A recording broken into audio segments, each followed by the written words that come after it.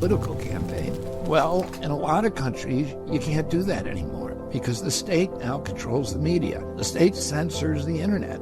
Brazil just banned Twitter because Elon Musk refused to censor user speech. Kamala Harris says that Musk better behave himself or he will, quote, lose his privileges and it should be taken down. They are directly speaking to millions and millions of people without any level of oversight or regulation. And that has to stop. She thinks, and the Democratic establishment thinks, that free speech is a privilege. Well, you know and I know that it's a right. And if Kamala Harris is elected, the powers behind her will quash that right. They're already halfway there. It will be too late by 2028. Hello all, it's James Johnson, aka Sulphur Blade. Welcome back to my channel, welcome back to my content, and welcome back to Suzerain. Okay, so I loaded up the game and I clicked on a report without thinking before starting OBS. Anyway, that's all I did, was just click on this report, so I loaded OBS afterwards. Otherwise, nothing's happened. Since the last episode, that is. Revolters take over Cultural Center, declare HQ. An estimated 6,000 revolters have taken over the massive Benfi Cultural Center complex and declared it the headquarters of the revolution. Dozens of civilians were injured in the chaotic event where the police tried to rescue hostages near the center. A massive riot police formation is surrounding the center as of now, but they are overwhelmed in number.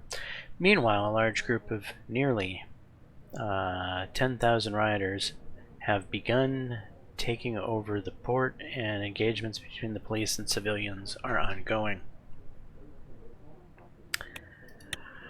We have a bit of problems in our country. Evidently, I got the Steam achievement.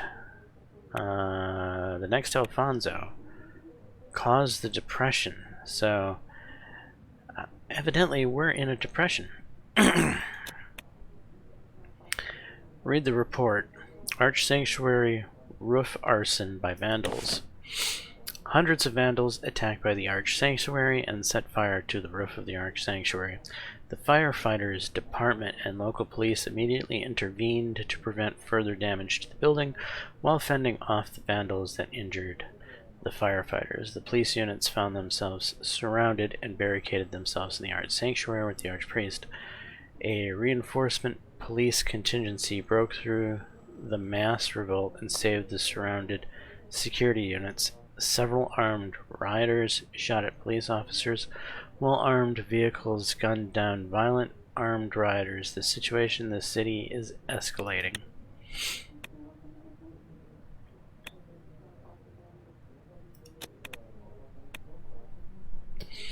Disguised rebels ambush police officers. Armed revolters have disguised themselves as construction workers and attacked several police officers with weapons that led to several deaths in broad daylight. The police responded immediately, but several casualties were sustained. More citizens began fighting against the police in the streets of Jen, causing the city to collapse into chaos. The police retreated back to their headquarters and kept engaging the rebellious protesters. I'm starting to see a trend here.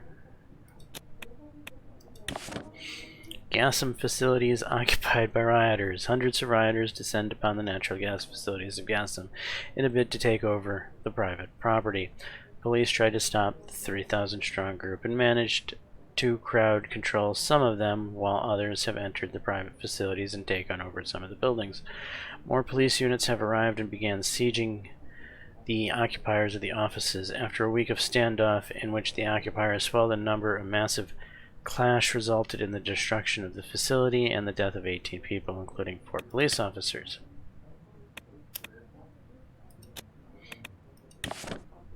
Rioters destroy Ribery's historical site. Rioters have looted the gold and jewelry found in the ancient caves underneath Ribery while engaging with the police forces. Some suspects were caught, but the police units suffered heavy casualties when the rioters used a bulldozer to run over a police formation. 14 police officers were heavily injured and hospitalized. The rioters descended upon the shops in the downtown area and destroyed most civilian property in the city. Some went further to hunt the police officers at the hospital. Oh, Jesus. Protesters occupy Blue Mansion and City Hall. The Blue Mansion was taken over by violent protests that overwhelmed civil servants and state staff. Many were beaten and property was heavily damaged. The massive protests also took over City Hall and vandalized government property. Riot police tried to disperse the crowd, which resulted in a massive clash with hundreds of wounded people. Fires burned and smokes billowed. Yeah.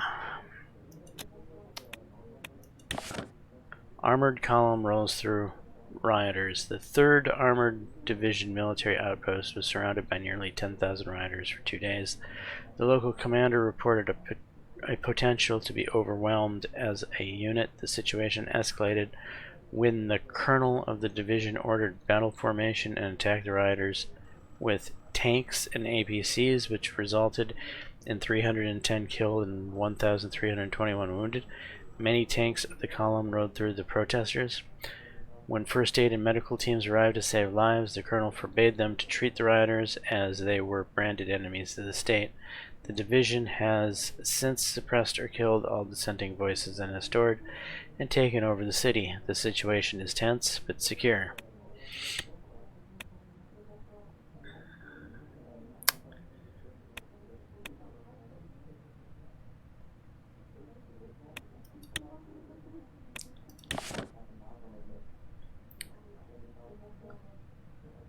CSP has announced Universal Minority Rights Convention. Blah blah blah. Okay, and the ATO. First long-range bombers deployment. Defining moment. The ATO's announcement on the development and operational deployment of the first long-range bombers has marked a significant milestone in military capabilities. The state-of-the-art aircraft designed with advanced radar evading technology now extend ATO's strike reach from western Maricopa to eastern Maricopa, northern Sina, and the eastern Arakan archipelago. This strategic advantage not only underlines ATO's robust defensive posture, but solidifies the alliance's air power projection.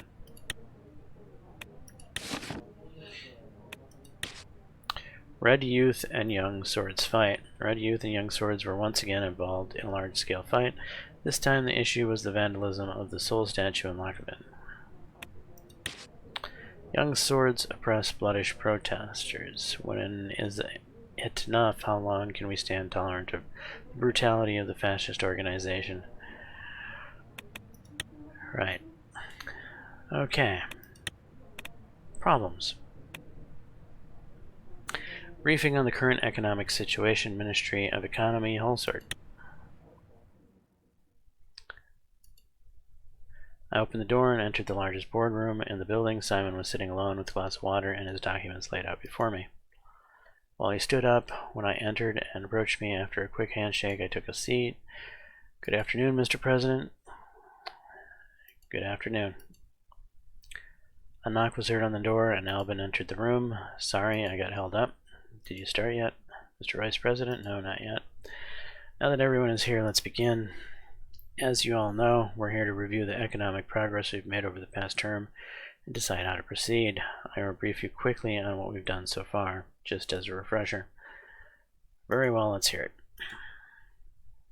He gathered the documents in the pile in front of him and adjusted his glasses.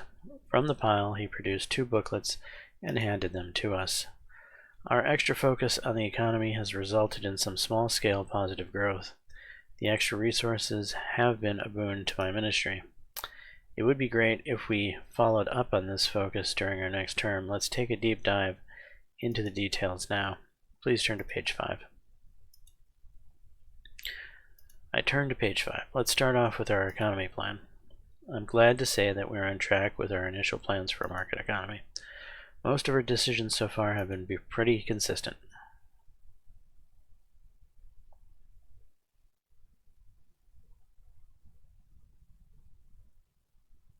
Thank you for your efforts, Simon.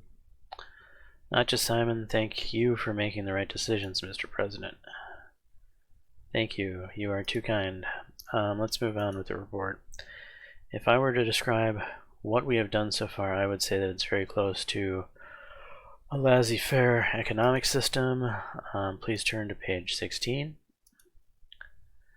I turn to page 16 titled Status of Trade and the Effect of Foreign Policy. I'm happy to say that our trade has increased since the beginning of our term. We're on the right path. More trade means a more vibrant economy, which means unbridled economic development. For better or for worse, Swordland is becoming quite reliant on foreign economies. I don't see what is wrong with that. The world is moving towards globalization. We might as well get a head start.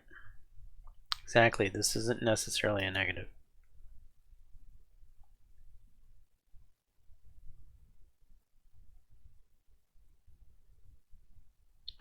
We need to aim for a more balanced approach. We will have to carefully consider this matter during our second term. Please turn to page 17. I turn to page 17. In our attempts to repair Swordland's economic system, we went for a mixed approach. We tried to cater to the needs of both business and Swordish citizens. It's been a delicate balance. The bad news is, our living standards are decreasing. We've been receiving more and more complaints about our welfare system. That's not good, neither for the people or Swordland, nor for our re-election prospects. Exactly. Now to page 34. Production in our country has nearly doubled since the start of our administration. It is a great success.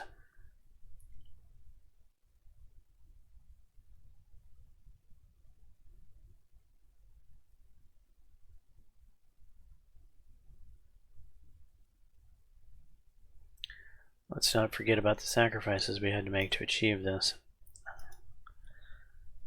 It wasn't easy, but it was certainly worthwhile. We're on the right track. If we keep doing what we are doing, it's bound to get better. Moving on to logistics. We have an infrastructure problem, and the economy won't truly flourish unless we solve it. We need to make new roads and improve the existing ones. People and businesses alike have been complaining. Smoother commutes, easier access, and faster delivery times would help everyone out. We are very close to the end. I want to talk about a few numbers. Please turn to page 57. I've prepared a chart. Our inflation rate is currently at an amazing 2%, down from 10%. It's the lowest Swordland has ever seen. Okay, this is good news. Why is my economy going down? Why is the game saying I'm in a depression? The Swordish Ren value has been largely maintained and consumer prices have been stabilized. Good news for the Swordish people.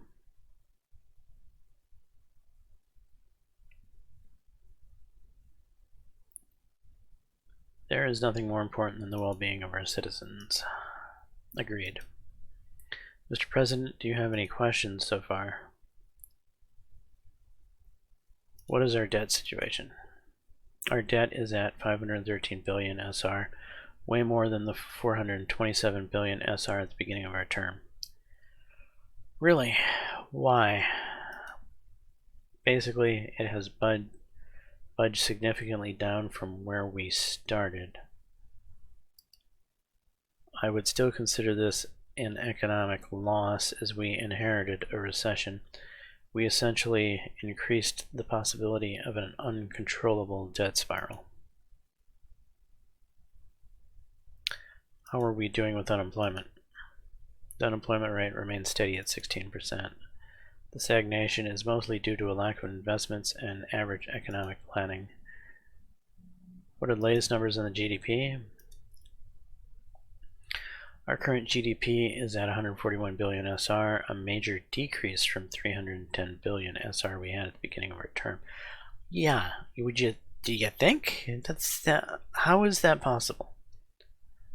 Everything I've done has been economic through the course of this game, and somehow our GDP has shrunk in half.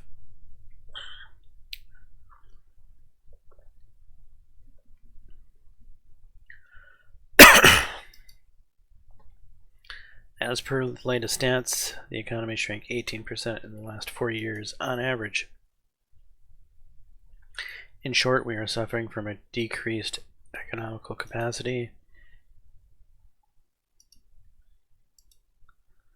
Very well. I want to quickly highlight our budget expenditures. My numbers indicate that overall we have been fairly balanced in spending our governmental budget. A balanced approach is good, however, we shouldn't forget that money that is not spent is just a piece of paper. Now that that's out of the way, during our first term, we have faced many challenges in the midst of recession. We have worked hard to fight against the odds, but it was not enough. Our economy has been hit hard by the fallout of the polio pandemic. Shops and even cities have to be completely shut down to protect our citizens and stop the spread of the deadly disease. Violent unrests are still happening across the country. The tension chased away potential investors that would have created more jobs and boosted our economy. Mr. President, you may have surmised from the numbers I have given you that the economy has worsened considerably over the course of our administration. I want to prepare you for the truth. This is no longer a mere recession. We've entered a period that historians might reasonably refer to as the sordid Great Depression. We have broken our promises and failed our people. My only hope is that the future generations will be able to forgive us when they look back.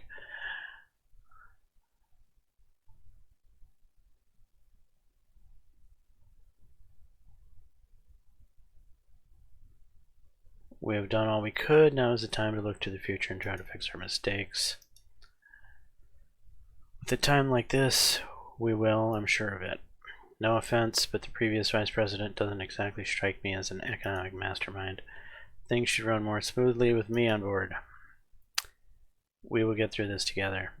Sorry, Alvin, you're gonna have no bearing on this. That's all for our meeting today. Thank you for coming. The meeting dispersed, I hurried to the cafeteria to get a cup of coffee.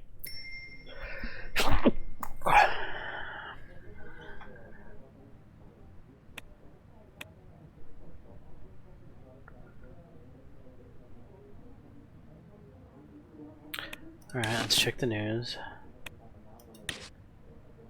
Alfonso Foundation expands reach to Anraka and Arcadia. Its benevolent mission to Iraq and Arcadia, aiming to combat homelessness in these nations. Red youth and young swords clash. Anraka's maritime might, nuclear-powered vessels make waves. An impressive feat of naval engineering, Anraka has unveiled its first nuclear-powered aircraft carrier, accompanied by a submarine aircraft carrier housing 8 planes. This formidable addition to their navy represents a leap forward.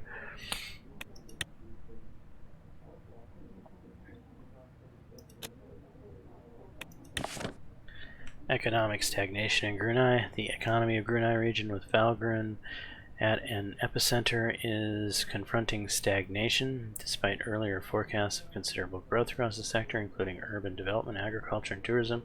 Current trends paint a rather bleak picture. The region's growth strategies and government investments have not translated into expected economic surge. If this stagnation continues, Brunei's ambition of becoming a dynamic economic hub in the east of Swordsland may face serious delays.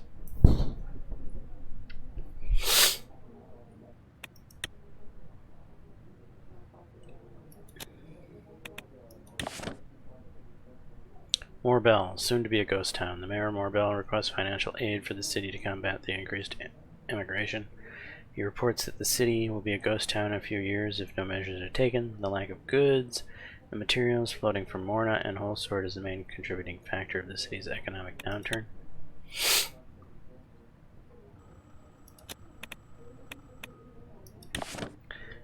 Increased crime and racial violence plagues Sarna. The mayor of Sarna requests financial aid and additional security for Sarna. He reported a spike in racial violence. Yada yada. Okay. Langkurg. Tons of salmon left rotting in storage. The mayor of Langkurg requests financial aid for the city to slow down the economic crash, which was triggered by a massive decrease in fish exports.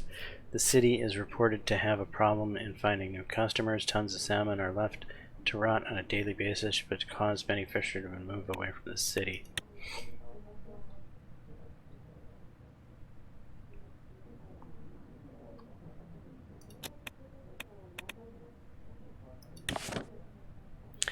The NFP welcomes General Lutheran's son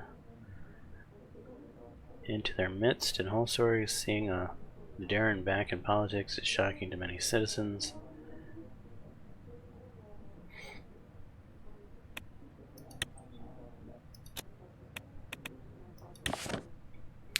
Tusk aids election campaign. Walter Tusk has made a donation of 5 million SR to our election campaign. The Lothar-Berg group also volunteered to help with the election and assured us that their polling experts will aid the campaign crew. Our latest poll, conducted by the Heart of Swordland Research Group, reveals a very low level of public approval for the current administration, with a mere 20% of respondents expressing support and the overwhelming majority voicing strong disapproval. The upcoming election appears to be a steep uphill battle for the incumbent.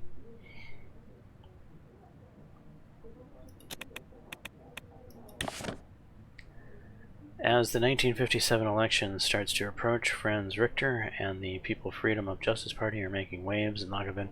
Their campaign slogan, "Victory for Everyone," covered the city after a campaign visit to the city. The PFJP has been the United Swordland Party's major opposition since their formation, each year earning a higher percentage of votes.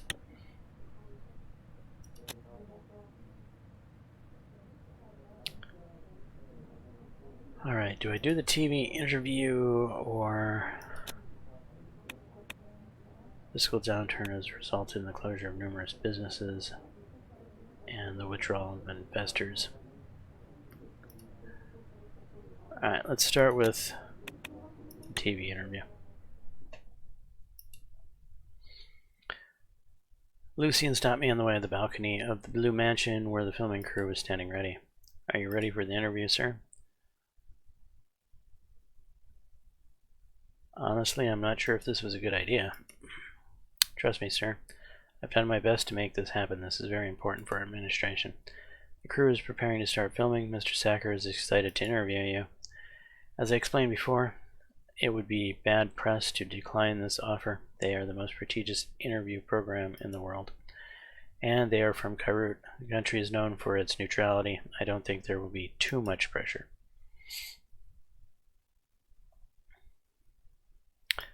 I hope so, Lucian. I walked to the balcony and sat on the seat prepared for me directly across from Mr. Sacker. Mr. President, welcome to One-on-One. Thank you so much for taking the time to speak with us. Let us begin with the latest incident between Swordland and Rumsburg. An aircraft of the Swordish Air Force was shot down by Rumburgian air guns a few weeks ago. Officials from the Rumburgian government proclaimed that the aircraft was flying inside the airspace of Rumsburg. Your government has been silent, apart from a few statements which claim that that your plane was indeed in Swordish airspace and that it was shot down. Do you believe the Rumburgian forces initiated an intentional attack?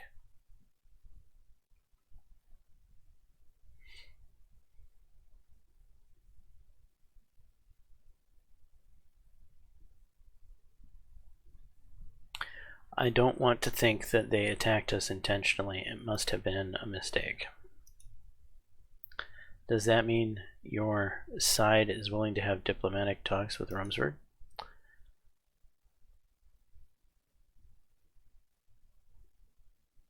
Of course, Rumsburg is our neighbor and we want to have good relations with all of our neighbors. Do you believe Queen Livingston shares the same sentiment?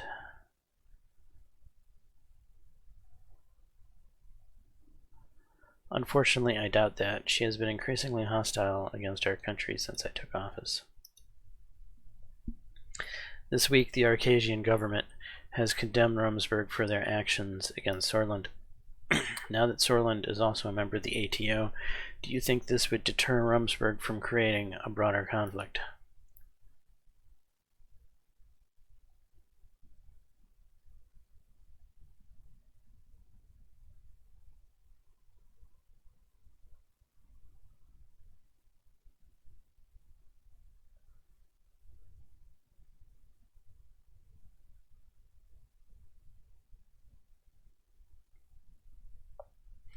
Yes, it will surely deter them from creating a war, but they will likely continue their harassment in other ways.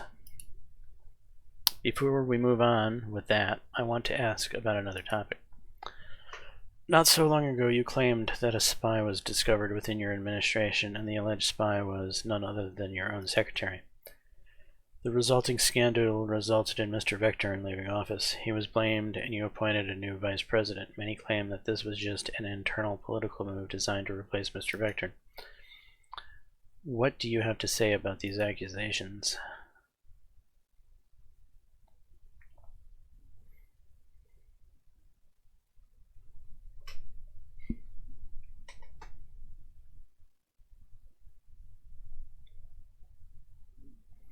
That's absurd. Mr. Vector took it upon himself to bear the responsibility and decided to resign by his own violation.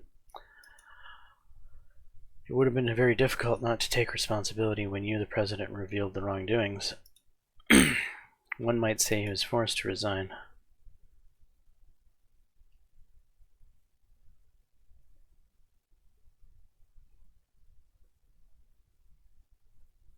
Why would I force my largest supporter, close friend, and backbone of my administration to resign? I'm asking you the questions here, Mr. President, but let's move on. He didn't look like he was satisfied by my response. He stopped for a moment and took a brief look at his paper. Okay, let's return to your foreign policy. Let's talk about the ongoing conflict around Helgeland Island. Sorland is not officially taking any sides between Agnolia and Vogsland. So far, you have refrained from making any statements about the conflict.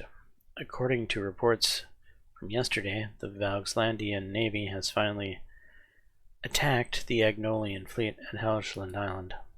Today, Prime Minister Van Horten confirmed the invasion.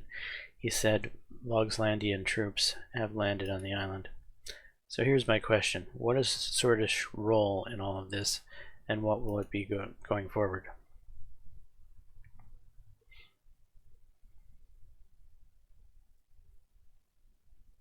Swordland has no role in this conflict, nor do we plan to have one. We are not taking any sides. Would Swordland also get involved if the situation gets out of control?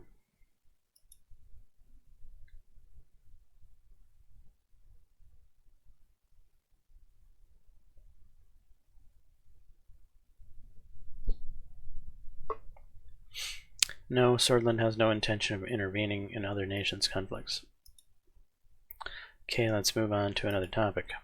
Last year, a huge conflict took place close to your borders with Valen, when the Vezek forces partook in a massacre of Bloodish civilians under the guise of eliminating the Bloodish Freedom Front.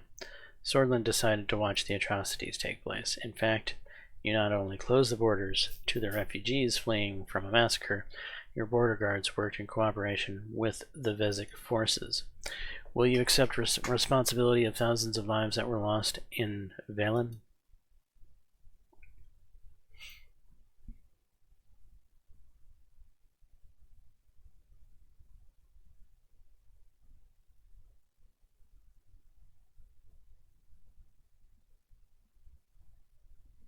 Of course not. We had nothing to do with what went on inside Valen. We only protected our borders.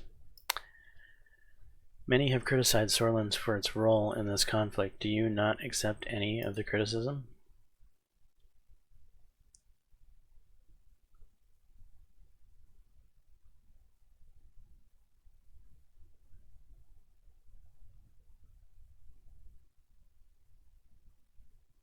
No, there's nothing wrong with protecting our country.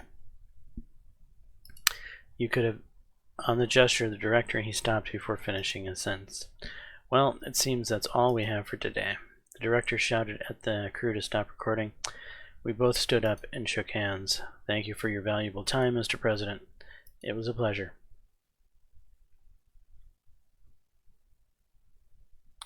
Likewise, Mr. Sacker. I hope to interview you again in the future. Lucian walked up to the director and started talking to him. I went inside the building. So I'm not sure that interview did anything for us. If anything, that interview only helped reinforce the negative stereotypes currently against our administration. They don't like that I closed the border, and I had to double down on it. What was the other thing? Oh, the Agnolians. Agneland here is probably very sympathetic towards the Agnolian prelate, and I basically completely ignored it, which probably doesn't get me much sympathy in Agneland. So, and those were both of the main things that were discussed, and we've basically been isolationist on both. Which, I guess there might be a few isolationist type voters that might be okay with that, but I don't think it won us any votes. Read the report, WPB leader poisoned. Leader of the Workers' Party of Blodia, Fatih Ejal, was poisoned by a nerve agent and was hospitalized in a serious condition during his trip to Sarna to deliver a speech for his campaign. He suddenly became ill after eating zabla with a local family. An investigation has been launched to find the culprit.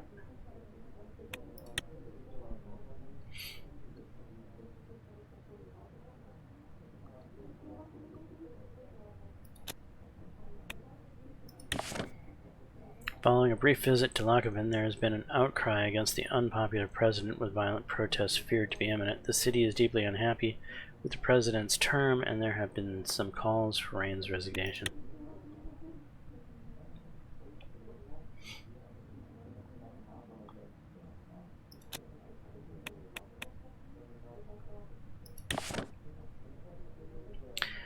Mansoon might return to WPB to fill Ejal's role.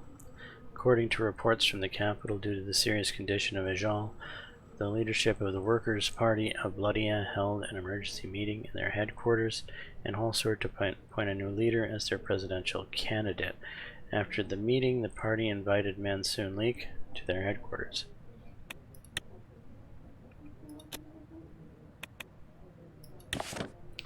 Mansoon becomes new WPB leader. In a public statement, WPB headquarters announced that Mansoon Leak was invited back to the party and was elected the new leader of the WPB. They stated that the WPB will not pull back from the race and will continue with Leak as their presidential candidate.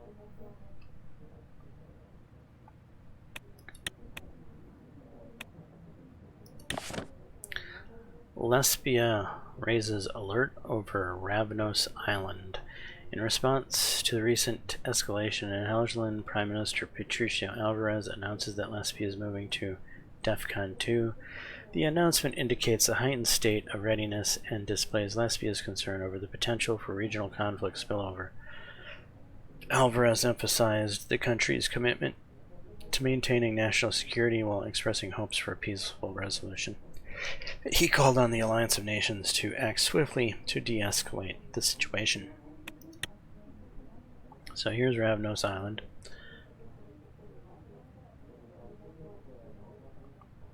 It's a bit of a distance from Vogsland.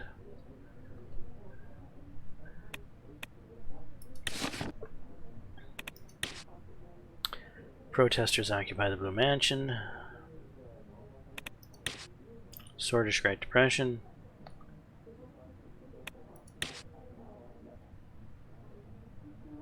Sierra Rica to face Real. Montclair and Mercopian Cup knockout. New force in politics.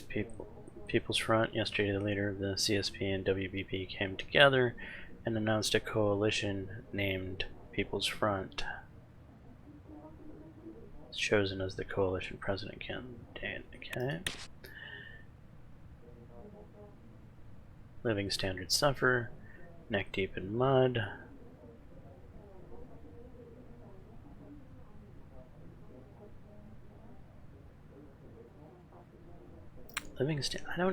Sordid citizens' life expectancy is at its lowest in history. None of this stuff tracks with what I've done.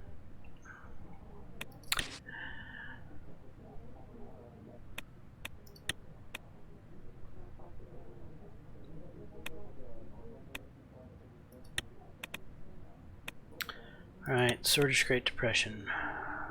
One option, our nation will recover.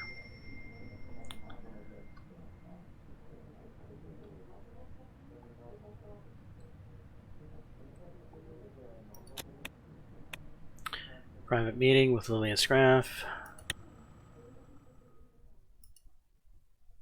Lilius has invited me here for a private dinner, just the two of us. I wasn't sure of her motivations, but was happy to have an excuse to escape the chaos back in Hall Sword. Sergei dropped me off at the door. Knock. I used the heavy brass door knocker to signal our arrival. The butler answered and showed me into the parlor. Gas lanterns lent the wood-paneled room a cozy orange glow. Lilius was sitting on the sofa.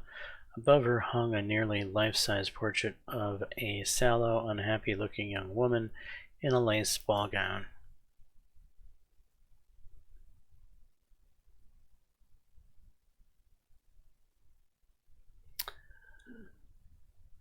Is that your mother? Lilius nodded. I was her only child, you know. Giving birth to me left her medically unable to conceive. My father never could forgive her for not bearing him a son, and she never forgave me. She took a measured sip of one of the 2 glasses of sparkling wine she was holding and handed me the other. Sounds like a painful childhood. The silver lining is that despite personally despising me, they felt compelled to grant me all the advantages a son would have had, including the education I needed to rise to my current position. Would you be so kind as to tell me why you invited me over? I couldn't let you go a full term without having one of my home-cooked suppers. The butler silently stepped into the parlor and rang a silver bell. Speaking of which, she led me into the dining room, where a glittering chandelier hung from the high ceiling. Beneath it was a long table set for 2, a woman in an apron and chef's hat. Vezek, by her appearance, ceremoniously presented a roast rack of venison. Smells delicious. The groundskeeper shot it this morning. Lilius bowed her head and said a quick prayer, then motioned for me to dig in. It was some of the best meat I'd ever had. We ate in silence for a while, then Lilius pensively laid down her cutlery. Antoine, I want you to know that I have nothing but respect for you.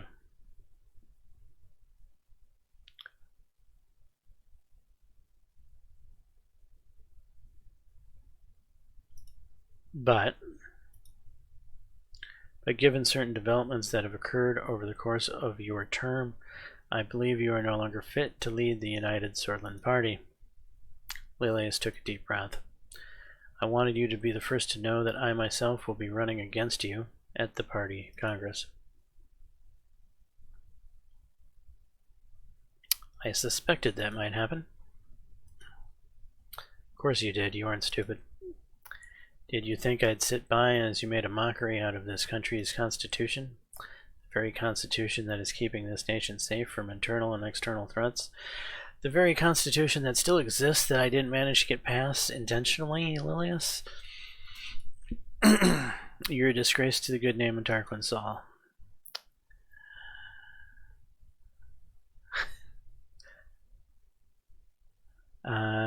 Did you poison my food?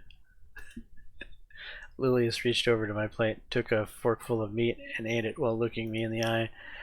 I don't need those kinds of tricks to beat you. I'm doing you a courtesy tonight.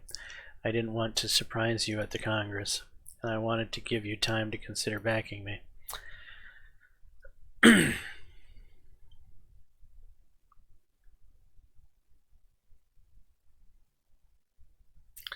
Sorry, Lilius, I can't back down now. I understand. I'll tender my official resignation once we're both back in Holsword. I rose from my chair.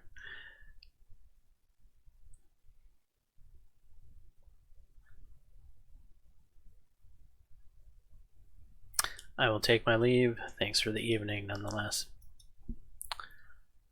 I'll have the butler show you out. She stayed seated as her butler gently led me outside. As Sergei and I drove away, I looked in the rearview mirror and saw her silhouette in the doorway. So I was being challenged from within my own party. At least Lilius wouldn't pose much of a threat. Or so I hoped.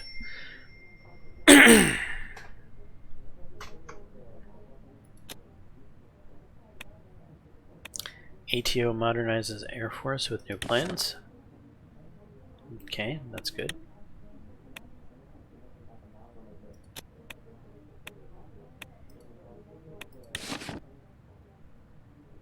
Minister of Interior Graf resigns. Graf throws in the towel. More chaos in the Reign administration as Lily's Granny Graf resigned from her position as Interior Minister. The reasons for her resignation were not publicly given, although as one of the country's most hardline solists and religious conservatives, it stood to reason that she and Reign would have a falling out at one point or another. We'll be watching her next moves extremely closely.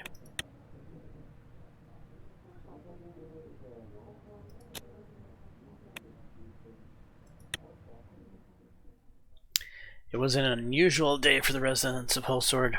Regularly used streets and avenues were blocked off by the military personnel. Many shops and cafes were closed, and once crowded stores were now empty. Instead, thousands of residents in Holsword were concentrated in one street, Victory Avenue. Stretching throughout the heart of Holsword, people on both sides of the road were waving their Swordish flags proudly for the military parade. I was getting prepared to embark on my trip. It was going to be a short drive from the Victory Avenue until we reached the Maroon Palace. My company for this trip was Iosif with Sergei, as usual, driving the presidential car. Iosif approached me. He was wearing his decorated ceremony outfit. He carried a sword with a goat head at the handle and his pistol by his hip. He put on his cap. Mr. President, we're almost ready. We will depart right after the tank column. Good. Iosif nodded. After hearing the loud thump of books falling down to the floor, he turned to a couple of privates that were doing their preparation on the schedule and started walking in their direction. Private, can you do your job properly? I watched the young soldier perform a lousy salute to Iosif. What is that salute, soldier? Watch. This is a real salute. He performed an excellent salute. After scolding the privates, he walked back.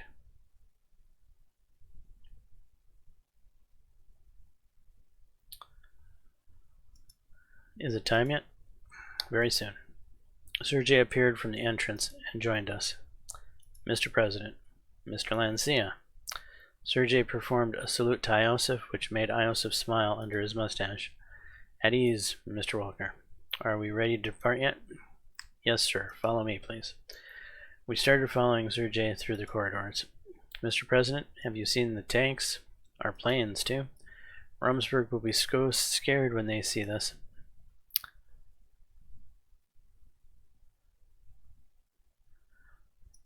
I sure hope so. I'm sure, Mr. President. My kids were very excited to wake up today, you know, to see the planes fly. Sergei, where did you do your military service? Morna, 7th Artillery Squadron. I still talk with many of my friends from those days. The camaraderie of military is never forgotten. I'm still in touch with my friends from basic training as well. What about you, sir? Where did you serve? All over Swordland, you know. Mr. President was under my command once. Gumrin Outpost. He turned to me. Do you remember those days? Unfortunately, I do. Rough times. Indeed, those were rough times. We're here, sir. We exited the building and walked over to the clearance where the Black Cadila, the presidential car, was waiting. It was decorated properly for the event, and the top canopy had been removed so that I could stand and wave to people. Uh-oh, am I going to get shot? On the way to the car, generals and admirals were lined up on both sides of the carpet. The atmosphere immediately changed when these experienced men who fought many times with their country saluted me. I saluted back with respect. I saluted the high-ranking military staff and attachés from the ATO. We shook hands before proceeding. I entered the car and Sergei started the engine. Iosif saluted me. We were on our way shortly. Good luck, Mr. President. The car started rolling. Even though there were many walls and trees in between the car and the crowd, I was able to hear the deafening sounds of cheering Swordish citizens. Gradually we made our way to the starting point. A group of 10, maybe 12, Latest technology S-16 fighter jets flew above our head, and I thought that the engine sound was going to leave me deaf. Loud footsteps of the marching soldiers were followed by loud noises coming from tank engines. The tanks came into my view. They were not the most modern models, however. They displayed our military might. I couldn't even finish my thought, and one of the tanks broke down and had to be towed. Great. We waited for a few minutes for the announcement. Finally, it was our turn. On both sides of the Victory Avenue, there were numerous citizens cheering my name, waving their Swedish flags.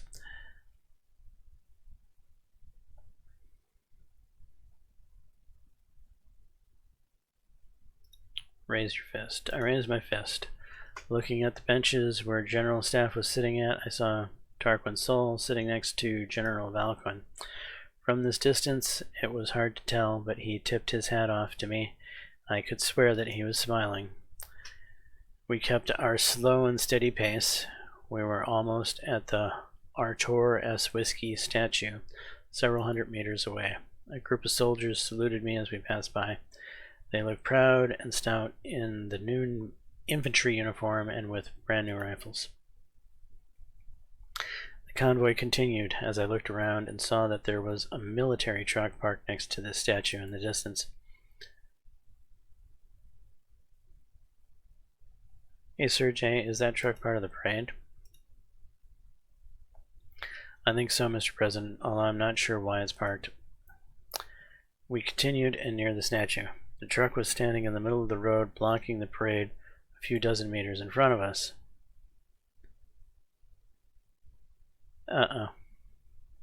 Here we go. Was this scheduled? I don't think so, sir. Something's wrong. His jaw was clenched, and he was intently watching. Sergey then picked up a radio. There seems to be a truck in the way. Is this part of this? 3 men who jumped out of the truck started running towards our car. They were holding K-74s pointed right at us. Reverse, get down, they're gonna shoot. Sergey reversed the car at full speed and ducked. Ducked down. They started firing and my ears started ringing. I could hear the bullets impact the car as we reversed and hit a roadblock behind us. There was a complete silence followed by screams from the crowd. There was a muffled sound from the front seat. What just happened? A brief gunfight ensued outside as the police and soldiers rushed over to secure the vehicle. Sir, are you all right?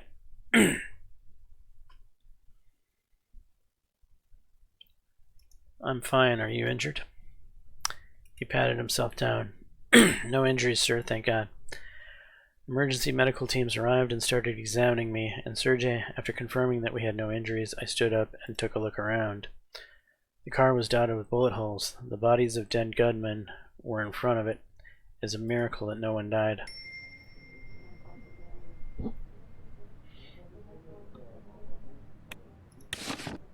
Attention all citizens in Greater Holsord region. After an assassination attempt on President Rain today, the city of Holsord and all nearby cities are now under an immediate lockdown. Temporary security measures will be taken while the investigations are underway.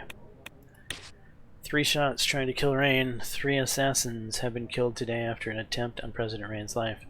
During the much anticipated military parade, attackers were seen jumping out of a military truck with K-74s as the president's car was passing by. In the middle of thousands of innocent people, they aimed at the president. A city-wide search has begun to find the connections of the assailants as the Holsord police is at high alert. Yeah, no wonder Sol was smiling from his seat. He knew what was going on. Who is behind the assassination attempt? How is this even possible in the middle of a military parade? Surrounded by tanks, jets, and thousands of soldiers, 3 assassins jumped out of a military truck in an attempt to kill Rain. How could this even happen? This has to be an inside job, period. There is simply no other way that would justify assassins jumping out of a military truck during a parade. President Rain better be more careful with who he trusts from now on. No matter what, a president is a president. Rain is the democratically elected head of our country. An attack on him means an attack on democracy and Swordland.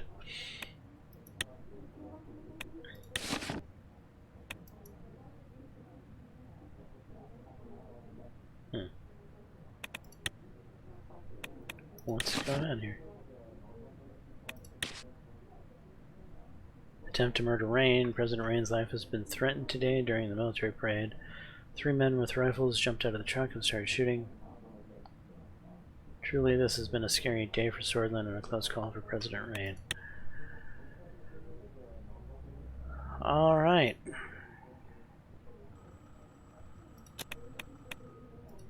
Parade report. Iosa Lancia reported that the military personnel who were involved with the parade organization and security checks have been put under custody until further notice.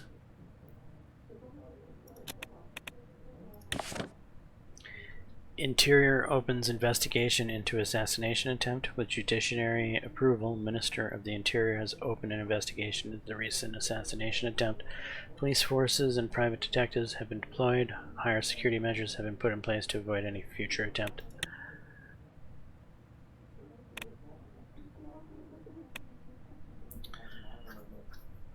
Alright, here we go. Will of the State.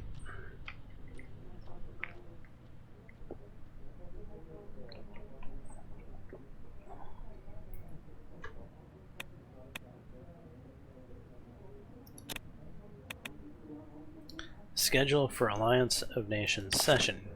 We have received the schedule for the upcoming Alliance of Nations session. According to dates outlined, Swordland 1 is being prepared for the flight. Constantium Kairut, Minister of Foreign Affairs David Whiskey, will be attending the session as well as accompanying Mr. President on the flight.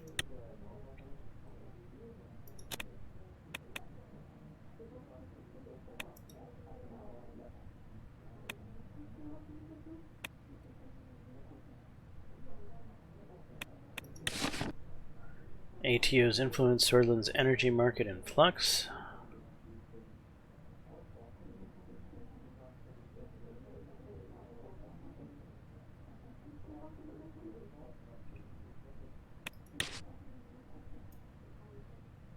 World leaders to gather at the Alliance of Nations.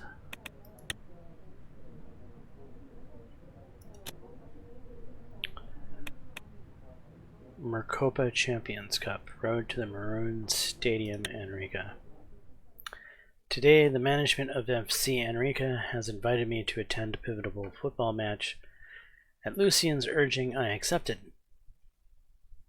The team was representing Swordland in the international arena. According to Lucian, it would have been unpresidential not to put in an appearance. FC Enrica was finally in the Mercopan Championship Cup, the most prestigious football tournament of the world. For the first time ever, a Swordish team has managed to qualify for the knockout phase. Millions of Swordish people were waiting to watch FC Enrica compete against the legendary Rizian team, Real Montclair. Despite all odds being stacked against the team, the mood was full of hope. A win today would bring Enrica to the quarterfinals, a feat that no Swordish team has ever managed to achieve. And of course, all presidents of Swordland, current and former, were invited to watch the historic competition. I was told that both Tarquin Sol and Ewald Alfonso would be joining me in the lounge reserved for us. How are you feeling, sir? I'm fine, Lucian, thank you. We made our way towards the Maroon Stadium. The arena was situated in one of the most crowded quarters of Enrica, surrounded by dense urban development. As we wound our way through the streets, I noticed the name of Tarquin Sol everywhere. Since I'd last been here, markets, restaurants, and even pubs named after the colonel had all popped up.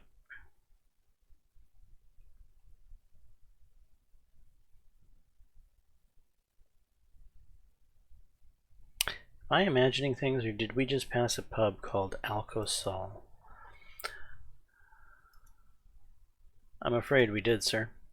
I've heard it is part of an ad campaign from Enrica, an attempt to draw tourists, or at least Solist ones, to the city. Sol's legacy still lives on for millions, after all. Lucian's pocket radio crackled after responding. He turned to me. Sir, the security gave us the clear and informed us that Tarquin Sol had already arrived at the lounge. Good luck. I know he's quite the imposing presence. Please follow the guards to the top floor. You will be seated in the VIP lounge.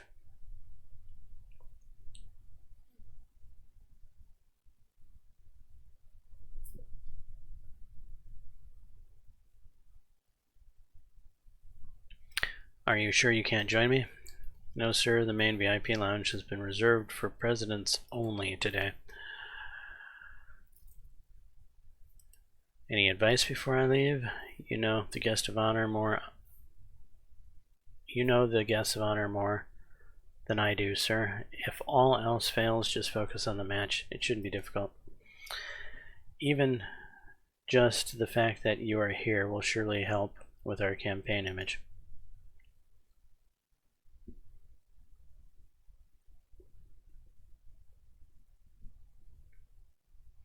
I hope so, Lucian. I followed the security, and we entered beneath a giant sign that read, "Welcome to the Hall of Martyrs." The corridor inside was painted almost completely in maroon. Adorning them were various depictions of Swordish goat and numerous jerseys and awards and team photographs.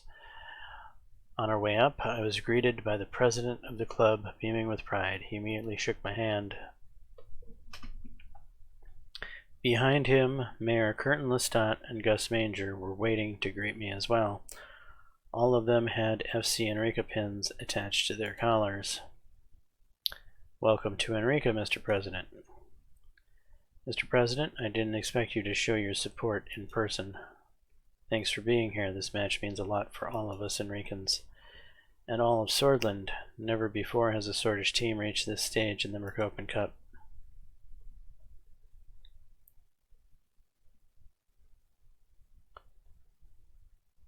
I have high hopes for today, and this is a big achievement for Swordish football. Football is of rapidly expanding importance in Swordland and beyond. It's good that we see the opportunity in it. The president of the club walked in, handed us gift bags full of FC Enrica merchandise, and gave a speech, stressing the importance of today's match. After delivering his best wishes, he kindly pointed us towards the lounge, which was surrounded by heavily armed men. Once I finally found myself inside, I was greeted by an amazing view of the entire pitch. Through floor-to-ceiling windows,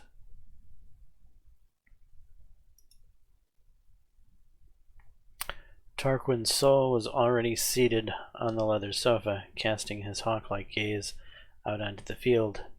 He did not react when I entered.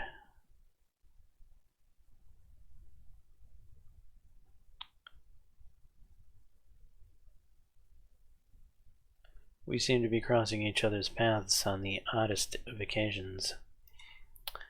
Tarquin's soul leaned on his cane and turned his head to look at me. Movies and football. Well, a retired man like me has earned the right to a little leisure. You, though. He smiled at me and gestured at the vacant spot behind him. Please join me. I approached the sofa and sat next to him. I didn't expect you to show up today. It is heartening to see that you're a supporter of FC Enrica and Swordish sports.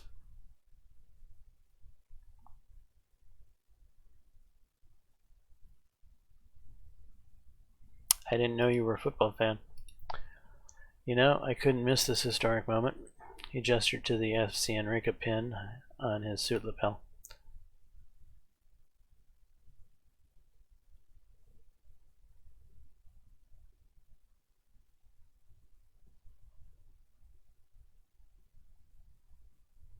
It seems that you and I are on the same side. When it comes to football, yes. Tell me, is everything faring well after the defeat of your reforms, Mr. Rain?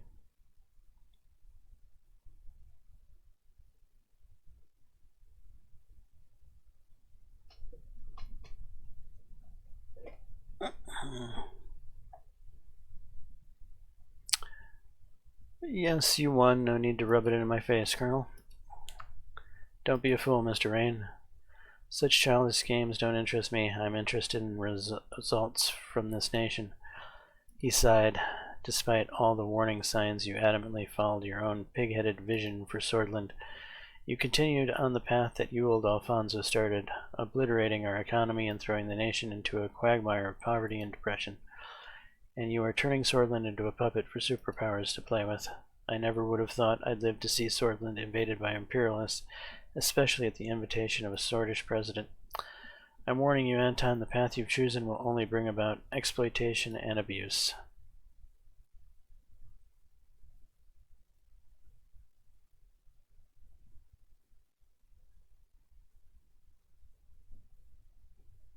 No superpower can match the amount of abuse you've already inflicted on this nation. In any case, none of that really matters anymore. All incompetent leaders get what's coming to them, in the end, yourself included.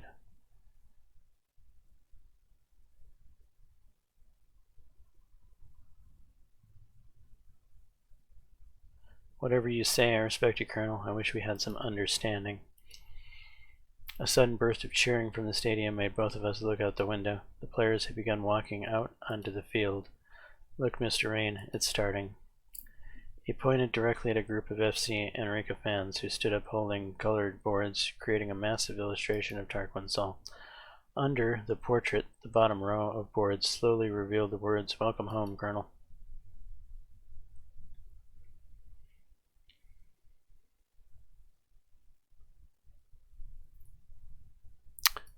I forgot that you were from Enrica.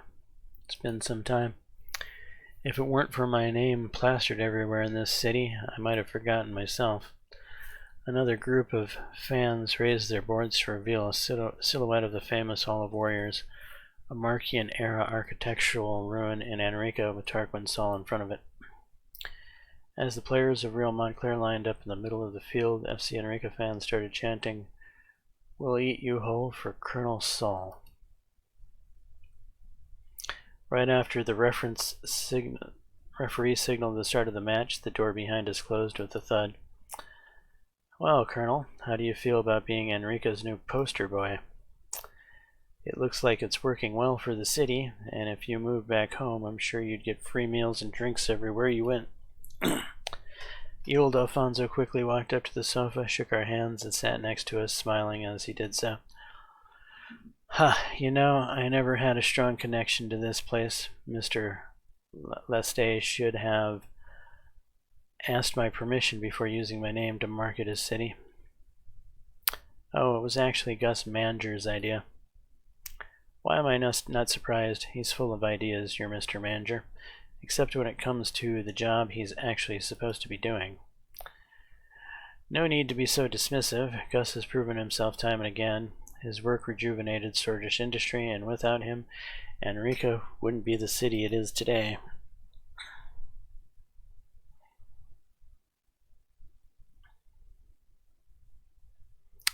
What did Gus do for Enrica?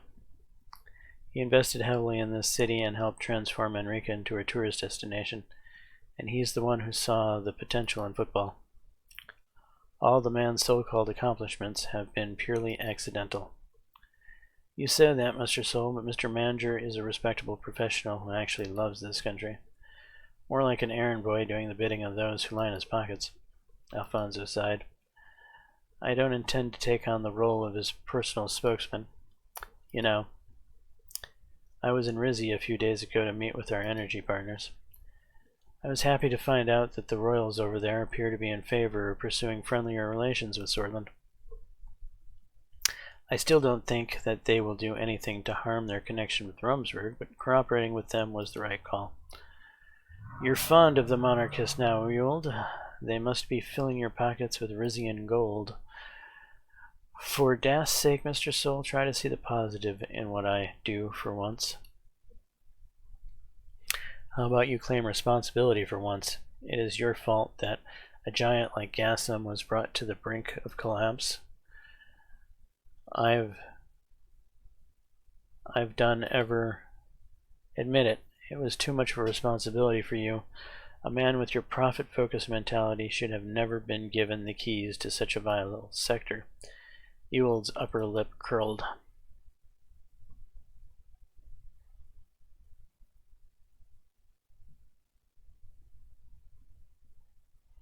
To be fair, it's good to see the positive results of our investment. Truth be told, that was an incredible help. Just then, FC Enrica's star midfielder made a breakaway pass down the field. The crowd erupted into cheers, and the ball was passed from player to player, each touch bringing it closer to the goal. Look, we're going to score. Too predictable. They won't make it past the other team's defense. As if on cue, Real Montclair's defense made a crucial block, sending the ball back down the field.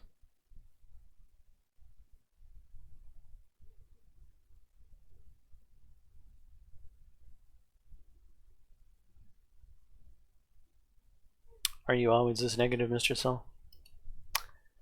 I'm a realist, Mr. Rain. I don't have time for fake positivities. Alfonso turned to me. How about you, Mr. Rain? It's been a while since we last met. Is everything going well at the palace?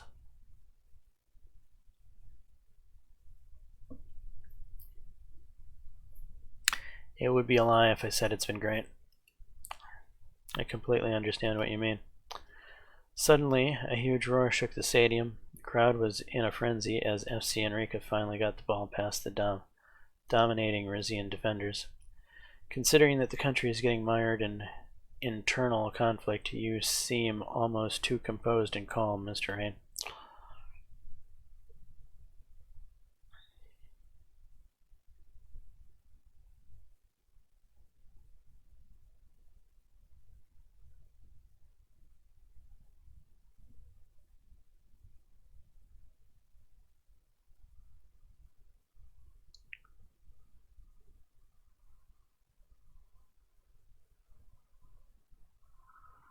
Well, as president, I have to be. You know how it is, Mr. President.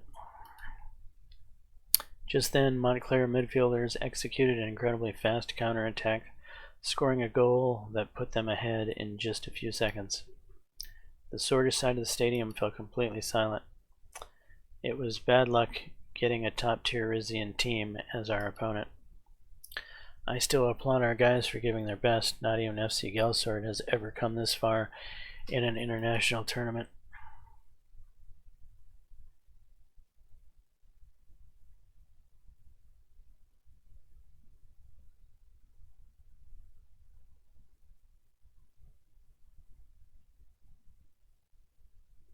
Why so bleak? It's not even halftime yet. Enrica could still come out on top. Don't expect that to make sense for him. You're talking to Ewald, Alfonso. Sure, I'll be a punching bag for both of you today. The only noise that could be heard from the stadium was shouting from the Rizian side. Montclair. All eyes were glued to the scoreboard as the new score appeared. FC Enrica 0, Real Montclair 1. From that moment on, we turned our complete attention to the match in front of us. The Rizian players kept dominating the field. The referee blew the whistle. It was halftime. That was rough. We heard a noise from above us. A Zeppelin was flying over the stadium with a giant poster hanging beneath it. I noticed that it was an advertisement for the Alfonso Foundation. At the center of the poster stood Ewald Alfonso, portrayed with a warm smile and twinkle in his eye. In his outstretched hand he held a whimsical compass glowing with a soft golden light. Surrounding him were people from all walks of life and cultures. The tagline, written in elegant and uplifting typography, was prominently displayed at the bottom.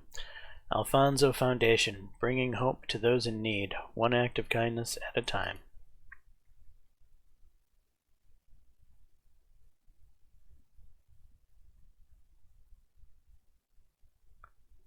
Well, that's new.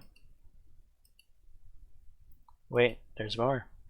Just then the speakers in the stadium started playing a sound recording in full volume. Ladies and gentlemen, we bring you a message from the Alfonso Foundation, dedicated to spreading kindness and hope to the less fortunate. Picture a swordland where compassion shines brighter than the stars in the night sky, where the power of generosity uplifts those who need it the most. That swordland can exist thanks to the Alfonso Foundation. Led by the charismatic and esteemed President Ewald Alfonso, this foundation is on a mission to make a difference in the lives of our fellow citizens, one act of kindness at a time. You call this kindness? Every Swordis Ren you donate to the Alfonso Foundation helps us provide shelter, food, and a chance for a brighter future to those without a home, without hope. Thanks to the donations of President Ewald Alfonso and thousands of Swordis citizens, the Alfonso Foundation has already lifted hundreds out of homelessness. A couple of hundred people. Congratulations to both. This is how Swordland will eradicate poverty. Won't you join us in making this noble endeavor? Just call the number 1-600-ALFONSO to make your contribution today. Your support will help us extend a helping hand to those in need. The recording ended with a few seconds of upbeat, jazzy background music that slowly faded out.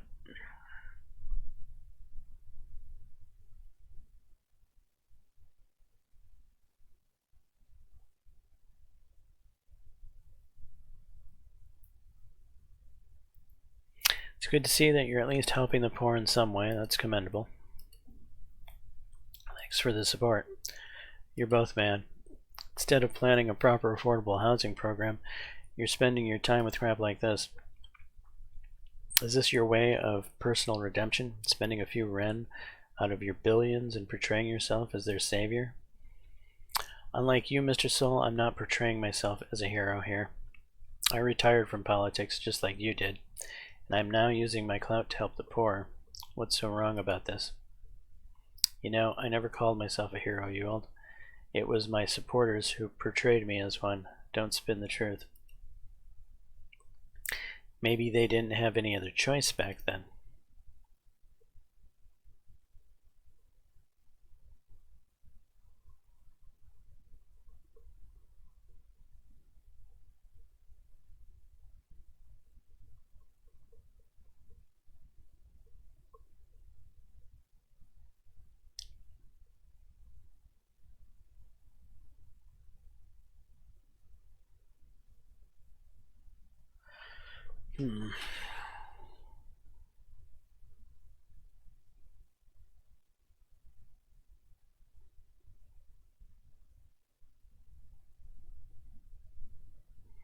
Despite everything, we can't deny the millions of people who loved and respected Mr. Soul. That is the reality.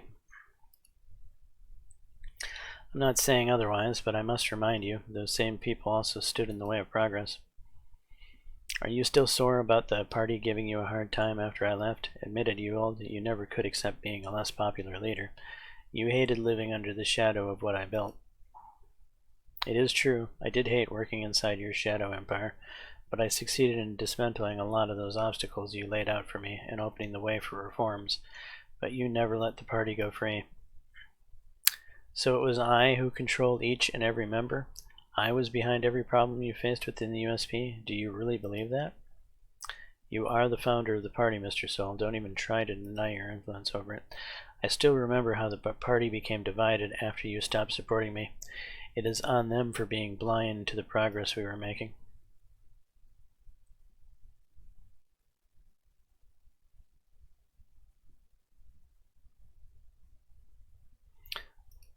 Solas still make up the bulk of the USP today. Everybody is aware of your influence, Mr. Sol.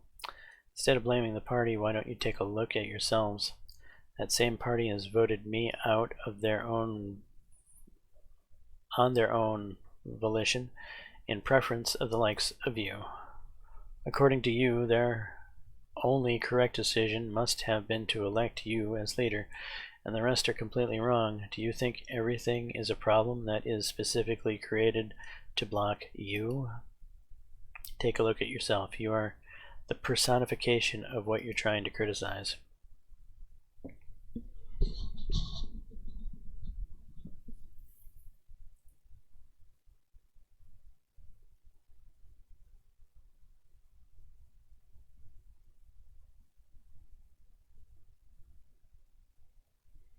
Oh, please. We know that you're still trying to pull the strings behind the scenes, Mr. Sol. Now you just sound paranoid, Rain. Suddenly we turned our heads to the field as a massive roar shook the stadium. The second half was already in full swing, and Enrica players were aggressively attacking, weaving in and out of defenders with speed. Suddenly the ball was passed to the famous Swordfish striker Hakon Slater, who was in front of the goal. I noticed Sol shifting in his seat, his gaze suddenly locked on the field. The Swordfish crowd went crazy as Slater's powerful shot brought the ball to the back of the Rizian net. Yes! Ewell jumped from his seat. Suddenly the cheering was interrupted by the linesman raising the flag, making an offsides call. Bullshit, that wasn't an offsides.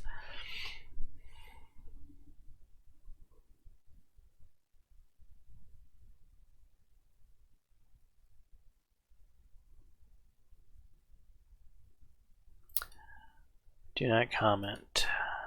Halt your endless bickering. The linesman made the right call. The angle was all wrong. A decision like that shouldn't be made without proper evaluation. What's next? You're going to install cameras and analyze every position from different angles? Doesn't sound like a bad idea. The excitement in the stadium reached after a fever pitch as the Swordfish striker dribbled the ball past two defenders and took a shot at the goal again. The crowd held its breath as the ball sailed through the air, but Montclair goalkeeper made a miraculous save. Damn, that was close.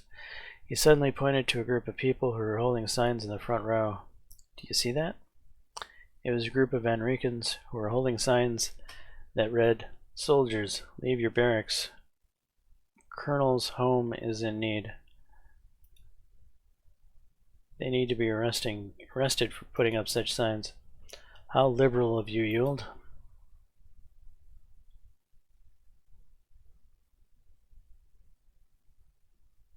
The Colonel is right. They are free to express themselves. The contents of that expression seem to be extremely harsh, but suit yourself. It is you they're targeting after all. Suddenly a wave of shouting made us focus back on the field, and an Enrican player was shown a yellow card. With only a few minutes left in the clock, it looked as though the match would end with a 1-0 loss for FC Enrica. But suddenly everything changed. Number 10 of Real Montclair dribbled expertly towards the goal and effortlessly scored as Enrica defenders watched him in shock. I knew it. We watched in silence as the scoreboard was modified 0-2. The Rizian side broke into massive applause as the referee blew the final whistle. Well then, that settles it.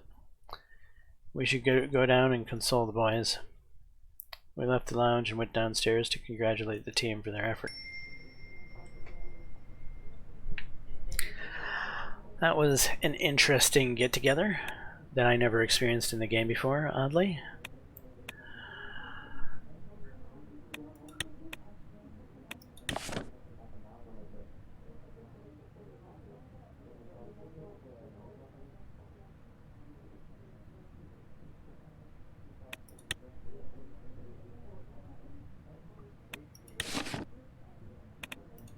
Okay, heartbreaking for FC Enrica as Real Montclair secures a dominant 2-0 victory in Moroccan Cup knockout.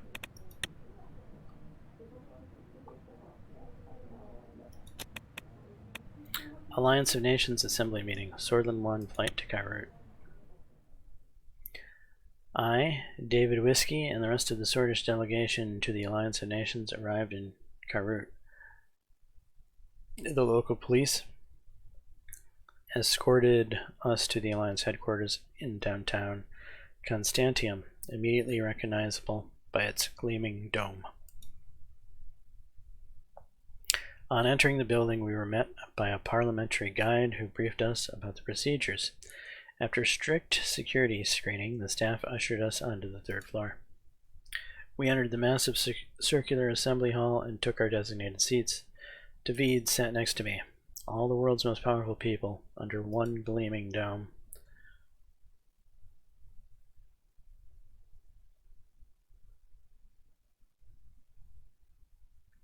It's amazing how someone has managed to fill a room with people who absolutely loathe each other.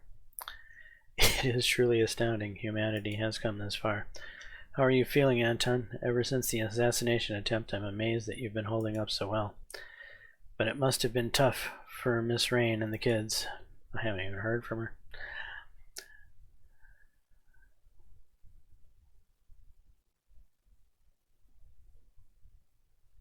Still having nightmares about it. I just hope that whatever I decide, it won't put Monica and the children in front of a barrel of a gun.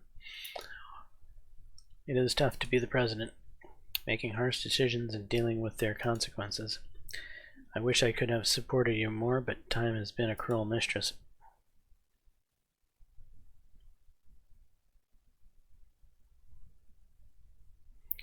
For what it's worth, I appreciate all the advice you've given me. Thank you, Anton.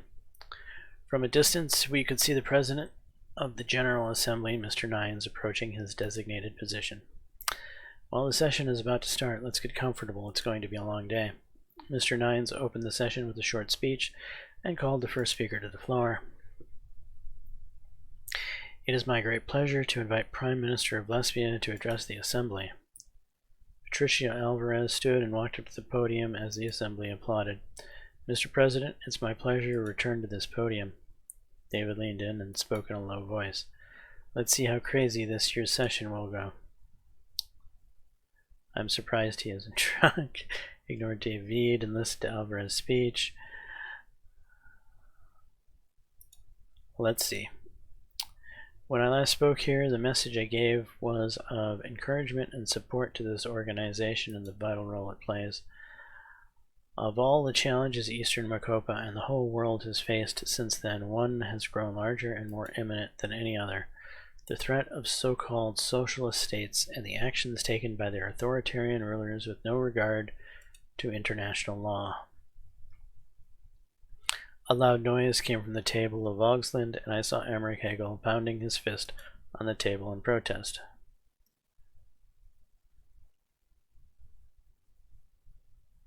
Keep watching. Today, the need to come together as leaders of the free world is more important than ever. The CSP under the leadership of United Cortana has been fueling Augsland military-industrial complex and its expansionist aims on Eastern Marcopa. The world turned a blind eye when the armies of Augsland occupied Helschland, and they did nothing to stop there. According to our intelligence reports, United Cortana made nuclear missiles were quickly deployed to the island. He pulled up a photograph. Even though it was hard to see from my position, I recognized it as an aerial image of Helschland. We demand that the Chancellor speak the truth. As you can all see, we have evidence of the construction of silos.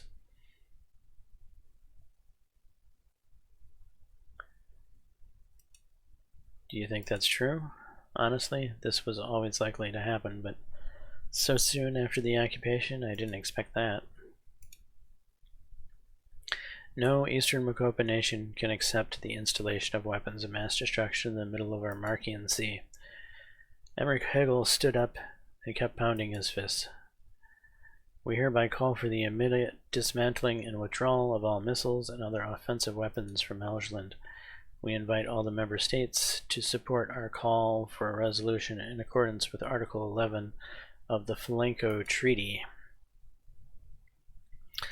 A lot of noise came from the Assembly Hall in response. Most of the Western Macopan delegates were clapping, while others either shouted in protest or sat in stony silence.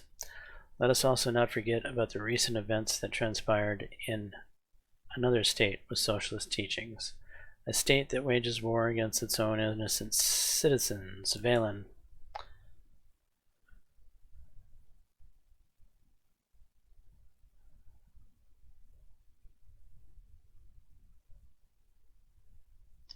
Right, innocent citizens. He's forgotten the violence of the BFF. David nodded disapprovingly. Their purge of the minorities in their country was, again, largely ignored by the international community. I would go so far as to call it genocide. Valen violated our past treaties and mobilized their armed forces, deploying them close to our border, and authorized them to partake in massacres. Lesbia was affected not only by the large waves of refugees coming from Valen, but by the subsequent government seizure of all our companies that were active in the country. We hereby call the member states to action against Valen and its rogue government. Thank you.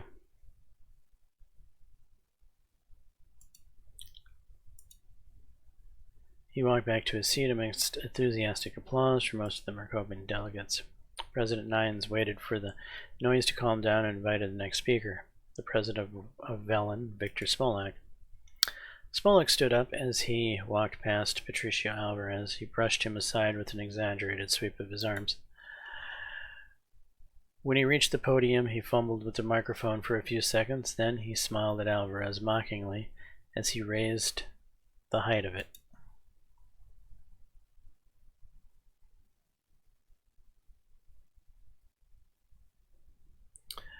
Victor's a funny guy.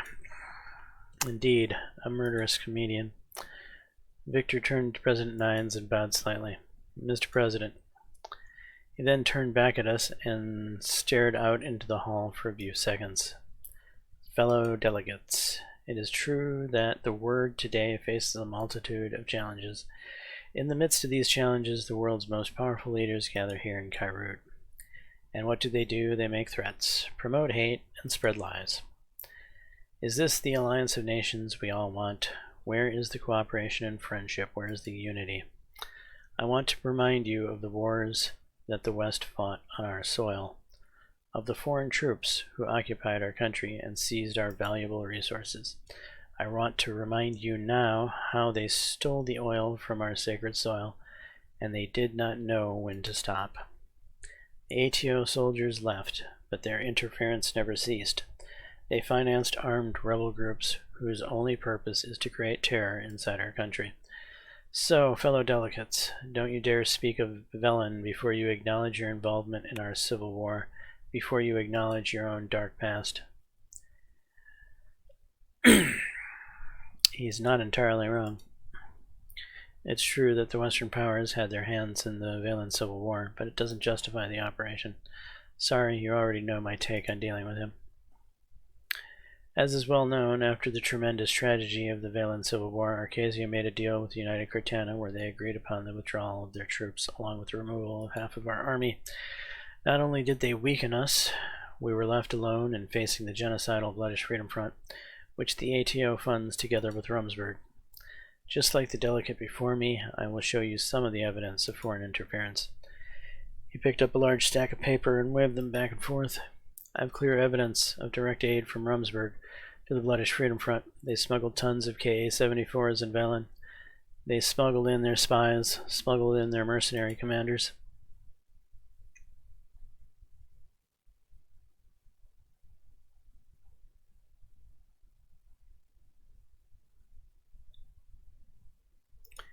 He's finally talking about it. We're not the only ones now, so it seems.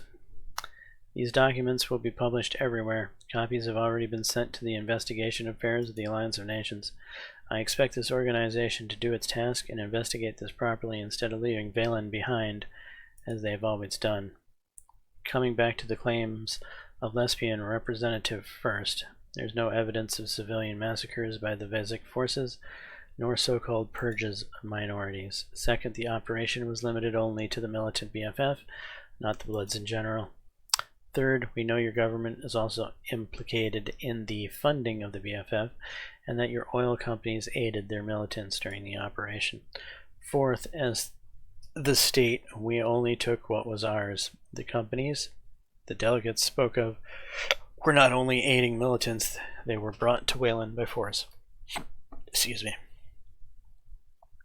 Know that Wayland will no longer recognize the right of any other country to determine what type of weapons we are permitted to possess or what type of policies we follow within our border.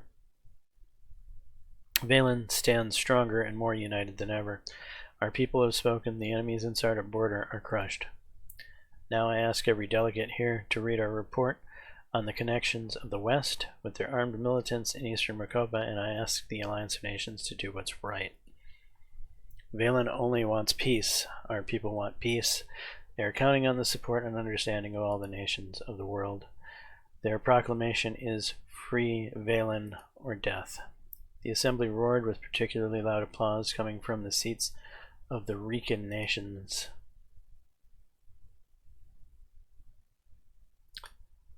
I stood up and applauded. Victor slowly walked back to his seat as he applauded himself. He saluted the Rican delegates as he passed them. Next, President Nines invites Martin Van Horten to the podium. He walked up to the microphone with quick steps. He was frowning and clenching his fist. I could almost see his jaw trembling. Uh-oh, it's Helgelin time. Mr. President, fellow delegates of the Assembly, and friends, it's an honor to be with you today. I wish we could meet under different circumstances. Once again, the CSP nations, and in particular Vogsland, have shown us what they're willing to do to achieve their political aims. I must sadly say that the world has left us alone. We were one of the first countries to propose proper cooperation among Eastern Maricopan nations. Yet, when we were threatened by Vogslandian expansionism, nobody came to our side. Although Mr. Alvarez voiced his indirect support for us earlier in today's session, I can't keep myself from wondering where he was when our lands were under invasion by the very socialists he spoke about. So here I am asking for the support of the fellow member states of the Alliance of Nations. Agnolia is under attack by Vogsland. A loud banging noise emerged from the table of Vogslandian delegates. All of them were pounding their fists on their table. Keep watching. Mr. President, please moderate the assembly. This is more than disrespectful. Emmerich Hegel began shouting curses at Nines, repeatedly banged his gavel for order. After a minute of back and forth shouting, the noise settled, and Nines allowed Martin to continue. As you know, Hegland, which had been a territory of Agnolia for more than 3 decades, was invaded by Vogsland in a sudden attack. Not only did they unlawfully occupy our land, they brought nuclear missiles to the island the moment our forces retreated. Socialist terror surrounds us on all sides. We must not falter. I invite all member states to find a resolution in accordance with Article 11 of the Flanco Treaty and enforce the immediate dismantling of all missiles from Hegland. I must also remind you that under Article 3 of the Ventry City Treaty, the Alliance of Nations must ensure the withdrawal of occupying force from the island. I call the democratic world to action against the tyranny of socialism, authoritarianism, militarism, and extremism. The banging noise started again. Hegel stood up and approached the rostrum. You are a spineless jerk, a lackey of Arcasian imperialism. President Nines calls for silence and started hitting the gavel.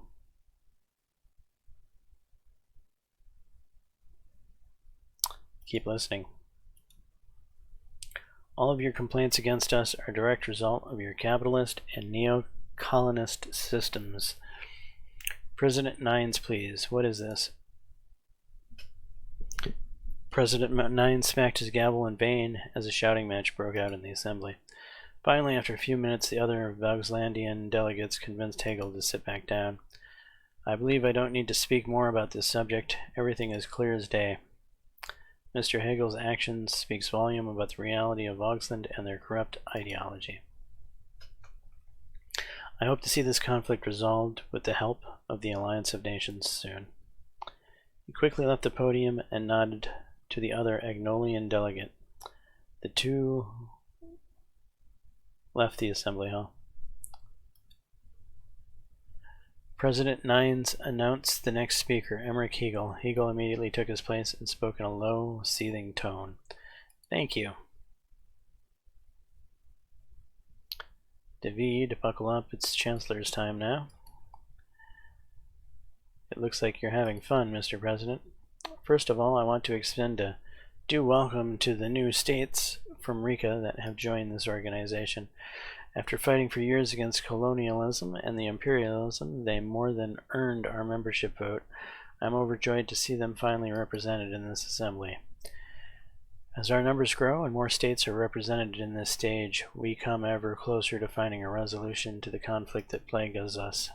For hundreds of years, the dominant economies of Maricopa raised, pillaged, and exploited the continents of Rica and Xena. Sadly, Vogsland was also a part of this plunder in the years before the Revolution, when it still clung to the ideas of imperialism. But when our masses found their voice, the old colonial powers and their new financiers turned against them. These powers did whatever they could to hamper our revolution. They did not want the people to be heard. They are scared of us for showing the possibility of a better path. Of course, they don't want us to succeed. We threaten the productivity that runs on the blood and sweat of their working class. And now they've started labeling us the aggressors. Yet we all know it was the Arcasians who built up military bases all around Maricopa. It was the ATO that was first formed to fight against socialism. Keep watching. Hegland was, is, and will be Vogslandian territory. Our intervention in the island was completely justified. Other delegates brought up the Flanco and Ventry City treaties. However, they are forgotten about the Treaty of Constantium. Valksland exercises its right to intervene on behalf of our people, who were being oppressed and massacred by the Agnolian government just because they did not recognize an appointed governor. They didn't get to elect one. We acted in full accordance with the second article of the treaty. If there's a side to be blamed, it is the state which murdered its minorities for publicly showing support to our nation. There were also claims about illegal missiles. No country in the world has the right to determine what type of weapons we import. If there's a conflict the Alliance can resolve, let's start with the Arcasian base on Ravnos Island. Lesbia has been housing Arcasian troops and missiles by our border for years, and none of the member states even talk about it. I also want the member states to look into the Arcasian bases in both Lesbia and Swordland. And if the Alliance nations truly claim to have the people's best interest at heart, they cannot stay silent about what the Agnolian government did in Hausland, how they took away the rights of our people. Perhaps then there can be proper dialogue between our nation, and the Alliance of Nations can finally demonstrate that it can serve its intended purpose. But unfortunately, the Alliance of Nations remains all too willing to overlook such human rights violations. However, the Voxlandian government is ready as always to fight the forces of oppression and colonial servitude on behalf of the free people everywhere. He raised his left fist.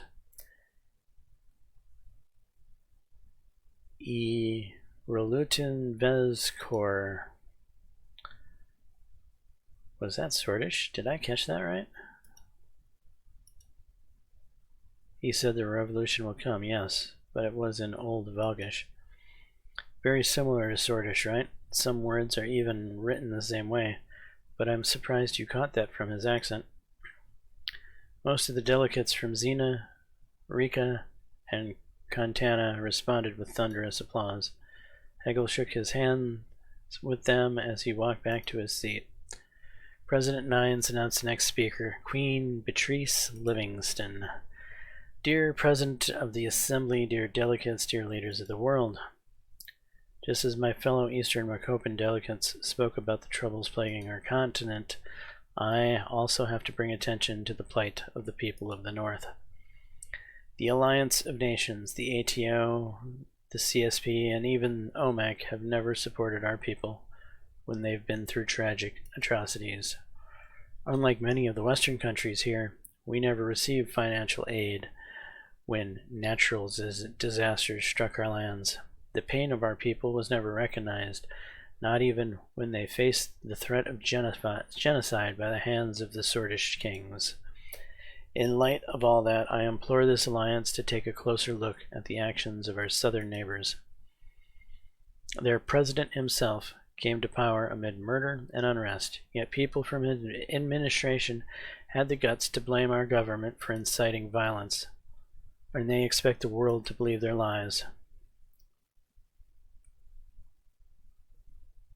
Mr. President, point of order. President Nines overruled my objection and told me to wait for the Queen to finish speaking. Swordland closed their border to innocent bloodish people fleeing from being massacred by the Vezek forces. They even supported the cooperated with Valen in their ethnic war against the bloodish people. I hereby invite all of you to determine the initiation of a proper intergovernmental investigation into Swordland. If the Alliance continues to shirk its given duties, you can trust in Rumsburg to take matters into their own hands. It is important to point out that Rumsburg will not stand by idly if more Arcasian military are transferred to Eastern Mercopa. I hereby condemn both the ATO and Swordland for allowing Arcasia to settle in our region. Before I finish, I also want to say, Mr. Smolak, I'm looking forward to reading your report. I wonder what this so-called evidence is all about. Know that your slander does not work on us. Know that we are ready to die for our freedom. Know that our kingdom stands firm and strong. Expect a grand awakening. Thank you.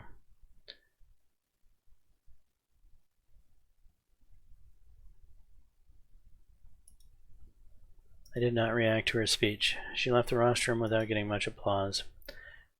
When President Nines spoke my name, Mr. Anton Rain, President of Swordland, I invite you to address the Assembly. David immediately started applauding. Good luck, Mr. President. I walked up to the rostrum and took my place at the podium. In front of me were some of the most powerful leaders in the entire world. I looked them in the eyes.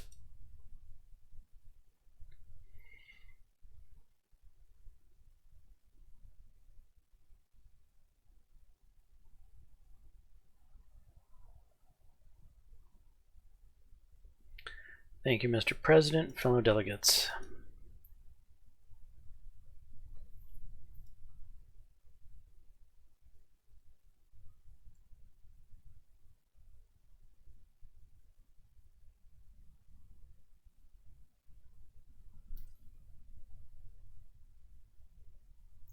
Swordland remains committed to the Alliance of Nations and ideals that gave it birth.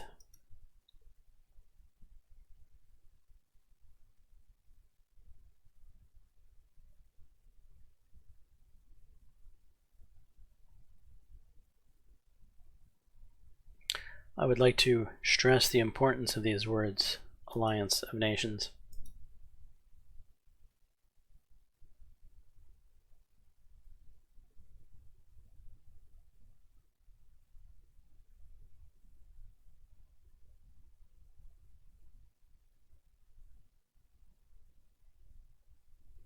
Our world is faced with the dangers of division, the dangers of large military alliances, and nuclear arms races.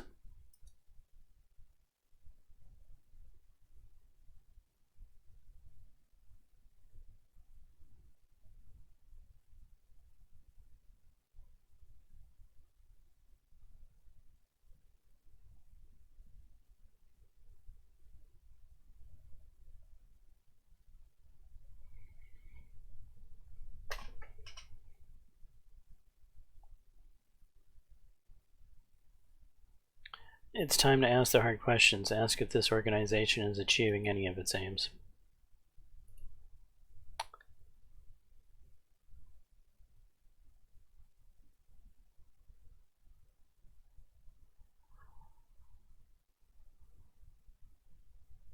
Now I'd like to address some of the topics mentioned here today.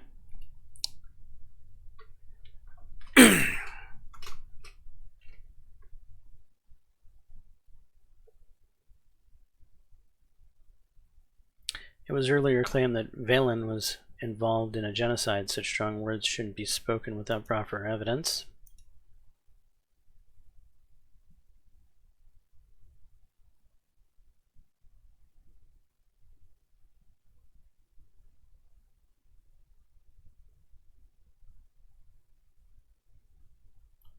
We will continue our cooperation with Valen. I also would like to extend my support.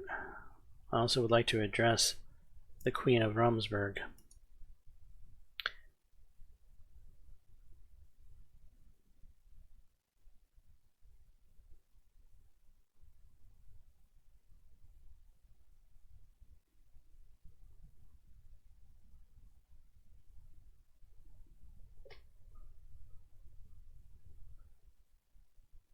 Swordland always wanted to have peace between our nations, yet we're being threatened by Rumsburg.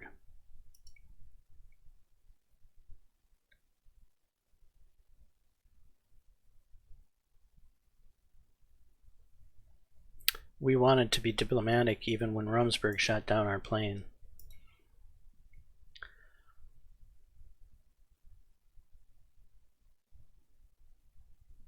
I also have some evidence to show to the Assembly. Mr. Smolik was right about the Ka-74s. Rumsburg has definitely been arming the BFF in Swordland.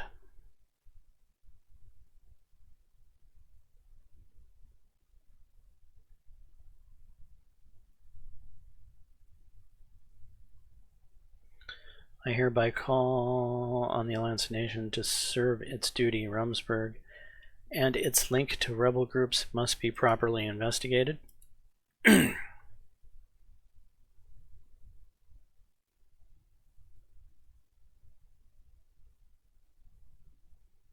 Thank you for listening to our concerns. I wish to see a resolution from the Alliance of Nations soon.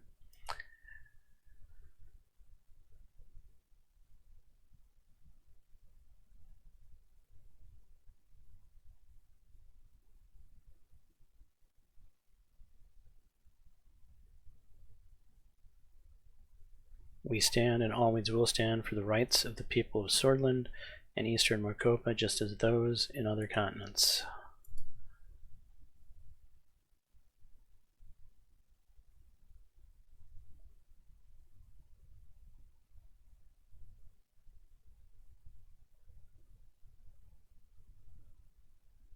Long live the Alliance of Nations, long live unity and peace.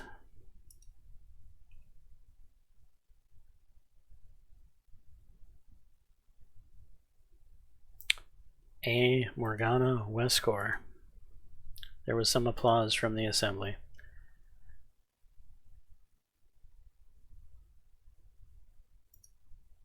I raised my fist before I left the podium. I walked back to the seat. David did not stop applauding until I sat down.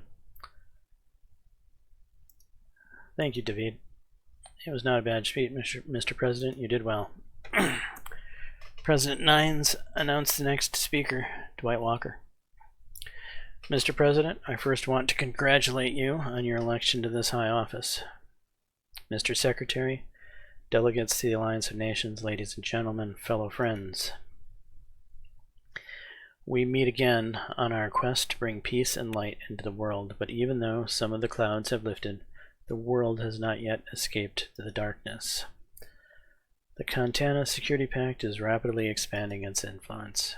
It is very troubling to see a democratic nation of Marcopa being invaded by socialist powers. I refer, of course, to Helschland's occupation by Vogsland.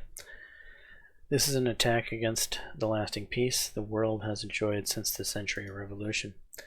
Today, our peacekeeping obligations are being tested by United Cortana and the Socialist Bloc. If we fail to counter and stop this threat, if we stay idle and allow them to build new walls and weapons of hostility, if the attackers do not face any consequences, then this unstable peace we believe we have built will be the world's downfall, and posterity will point its finger at us for not stopping it. Emmerich Hegel and the other Vogslandian delegates started making noises again. This time, Hegel had taken off his shoe and was banging the table with it.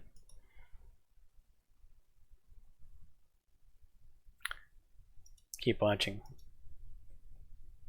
Despite the noise Hegel made, President Walker continued his speech without pause. Despite its claims, the CSP's actions will only bring about war.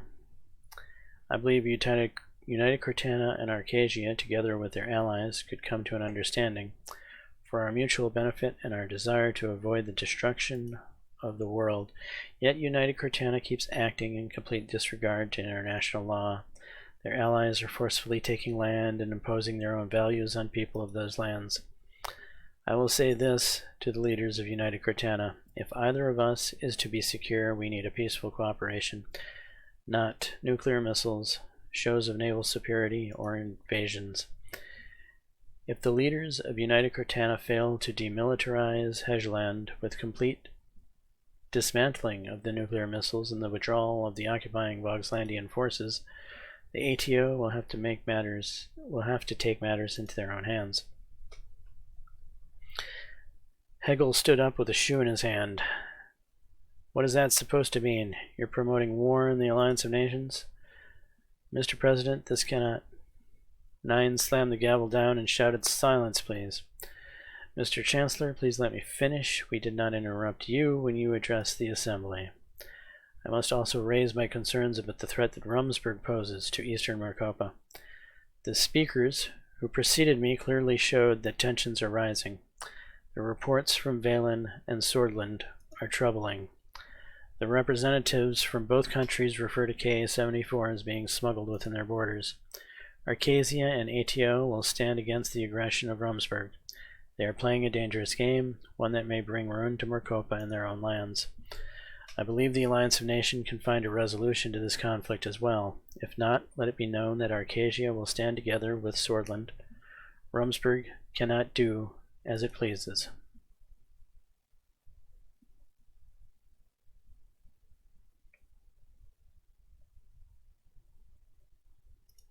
That's great news. I hope he means it. This is definitely good news. Arcasia is showing clear support for us. Finally, I propose that the Alliance of Nations undertake the noble cause of helping people of the world through rewriting and properly enforcing its Human Rights Declaration. The Alliance of Nations cannot survive as a static organization. Its size and duties are increasingly enormous. It should adapt to the changing world. But peace and rights do not rest in the hands of this organization alone. They rely on the hearts of our people and the spirit of the cooperation between our nations. So let us be known, my fellow inhabitants of this world. Let us take our stand and see if we can finally achieve a lasting peace. Thank you. Most of the assembly applauded his speech, and the ATO delegates in particular.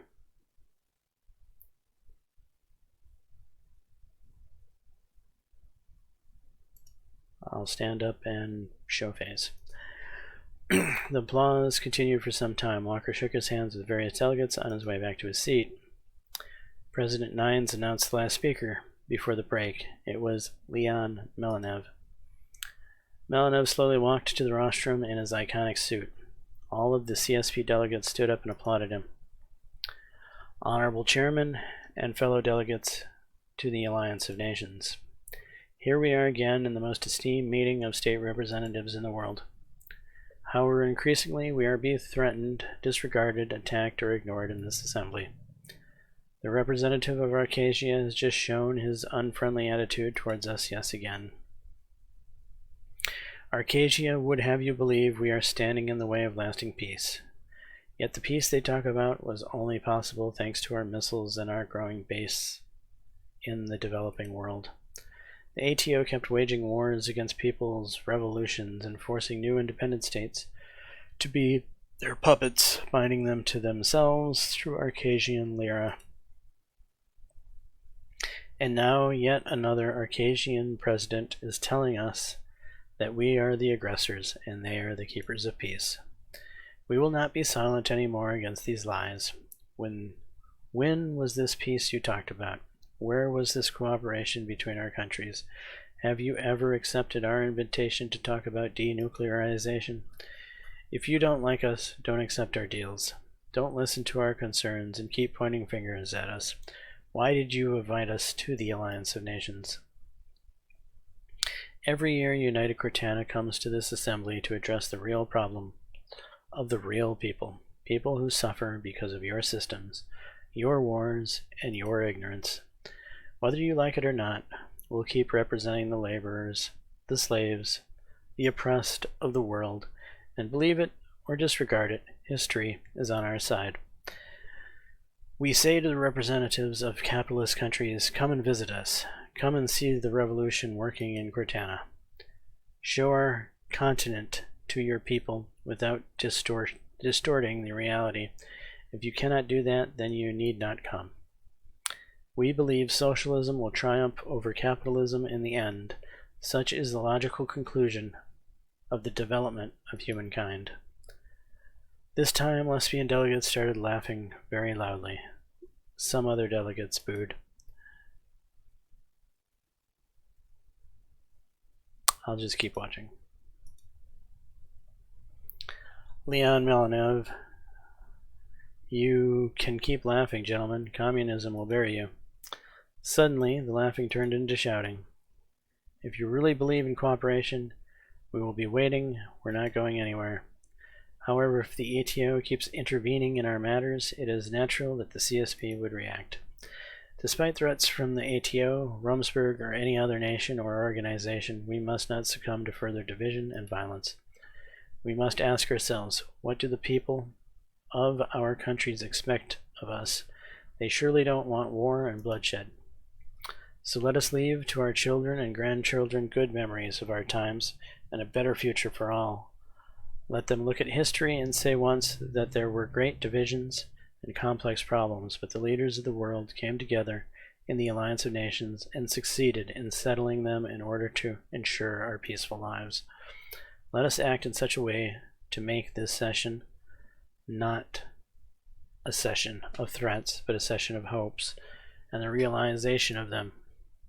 The government of United Cortana and United Peoples of Cortana are ready to serve their duty for world peace. Long live the People's Revolution.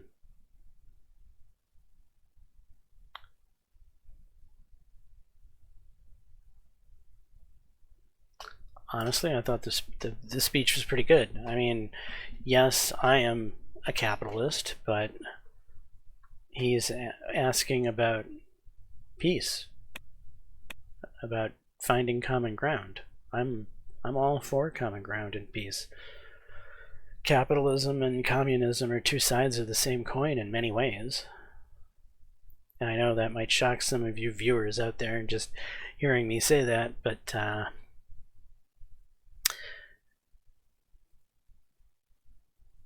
when you think of Gene Roddenberry's Star Trek, that society in Star Trek, it's not capitalism by any stretch of the imagination.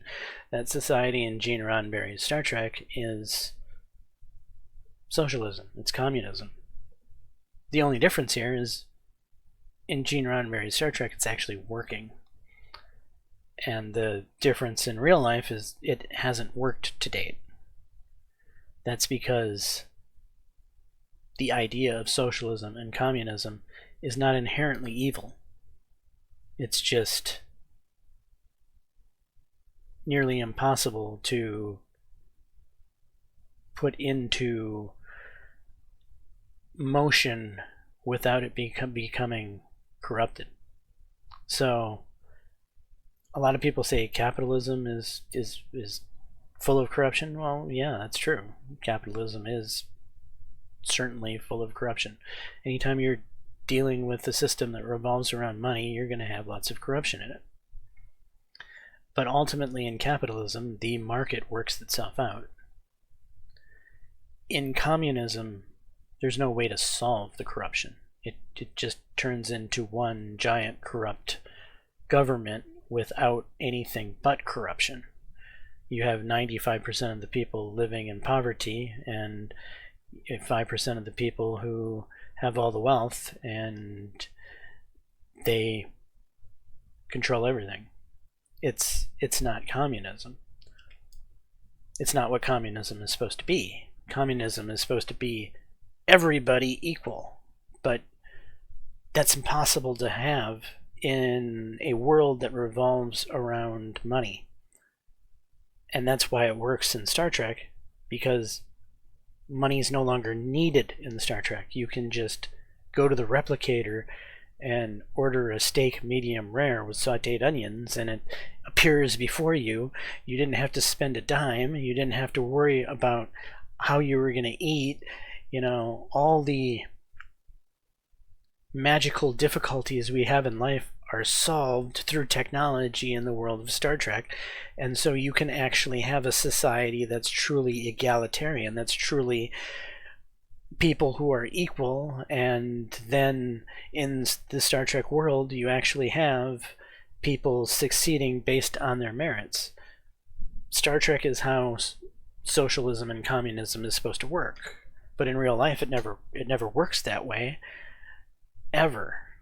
So capitalism does at least function. Communism hasn't ever functioned. And so there's the problem between the two. You have one flawed system that works to an extent, and you have another flawed system that can't even remotely come near working. But it's nice on paper. Anyway, I'm going to applaud his speech. The applause continued for some time. Melanov slowly walked back to his seat as the president announced a break. That was a lot.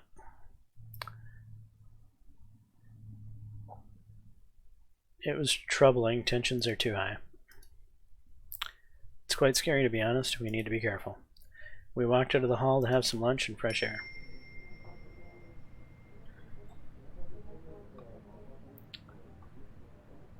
Alright, what do we got here? ATO grants AGUARD observer status addressing drug trade. In a significant shift in geopolitical landscape, the ATO has conferred observer status upon AGUARD, a nation infamous for its central role in the drug trade spanning Calred, Ergmarg, and Wayland, and notably Edgar itself.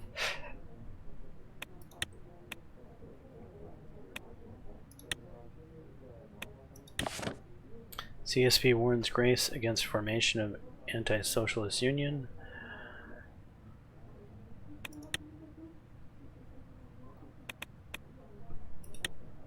Alright, what's going on around the country? Election poll results. With the election drawing near, our staff at the Maroon Palace has conducted general election polls all across Swordland. Our election polls show that roughly 16% of Swedish citizens would vote for the USP in the upcoming election.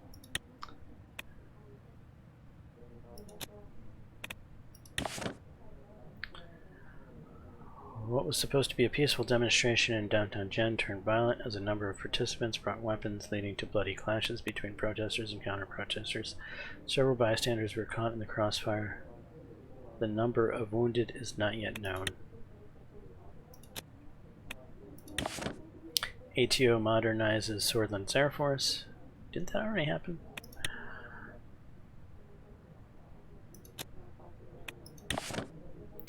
Republic Avenue looted. As violent protests continue throughout Swordland, authorities in Lochvin are reporting out of control looting at the shops.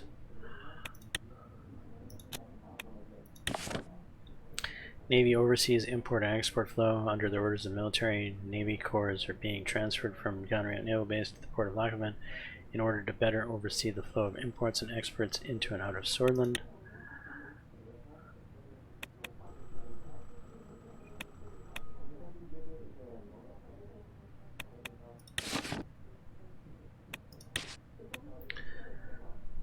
Missiles on Hausland, according to reports from the Alliance of Nations.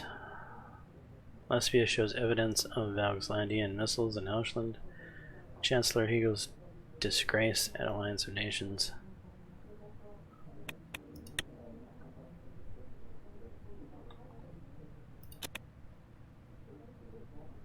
Move personal wealth to Kairut. I could transfer my cash reserves from Swordland to Kairut. Yeah. Nothing says I trust my country like putting my money in an offshore account.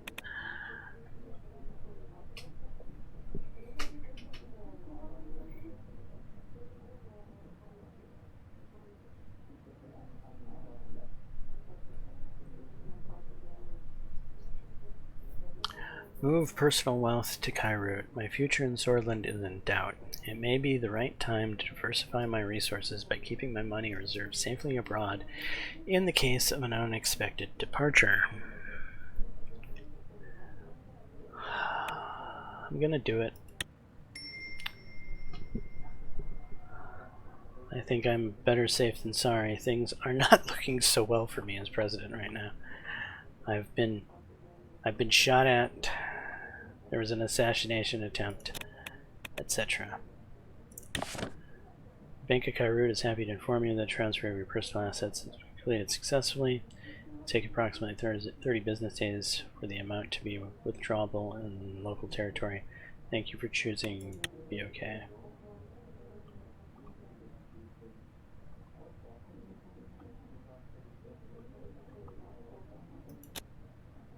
Oh wait, there is something here.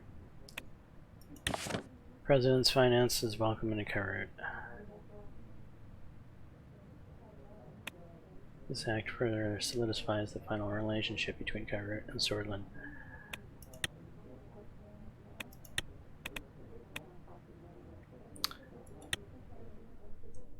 David had scheduled a private meeting with me, but he didn't specify what it was about. I heard a knock on the door. Mr. President, may I come in? Yes, David, please come in. David, sorry. Thank you. He slowly made his way towards the chair in front of my desk and sat down. First of all, thank you for your time. Anything for you, David? I wanted to ask you how you were doing. Honestly, I'm tired, David. I'm tired of it all. Oh, I know the feeling. Trust me, I know. Sometimes you just want to throw away all the responsibility and escape. Perhaps into the wilderness, perhaps to the sea.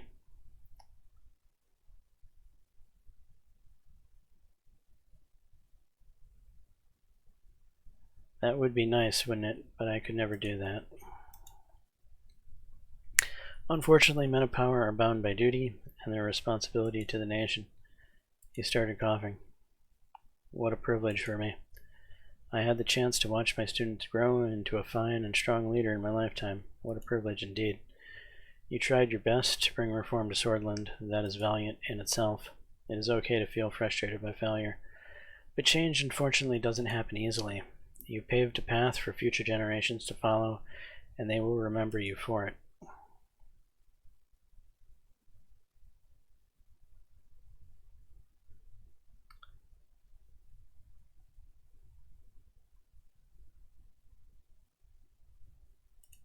It wouldn't be possible without you.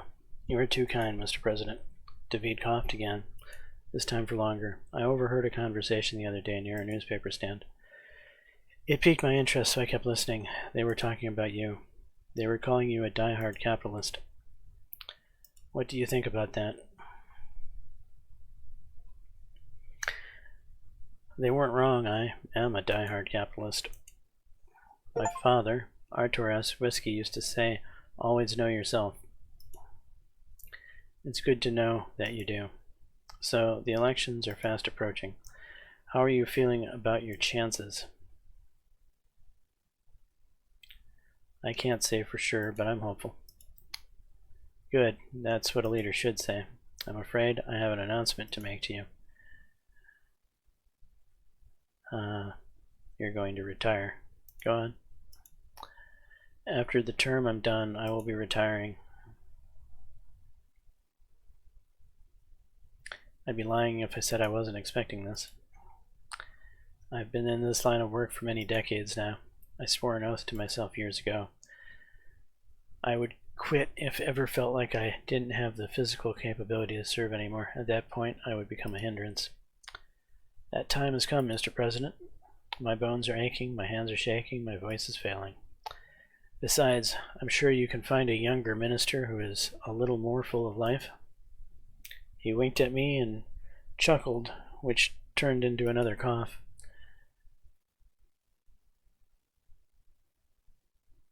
You've been a mentor, a teacher, and a friend. Thank you for your service to this country. It was an honor, Mr. President. David stood up to leave. I'm going to give David a hug. Before I go, I want to mention something. He looked around before grabbing my arm and lowering his voice. We're probably being watched, so I must be very brief. Be careful of the military.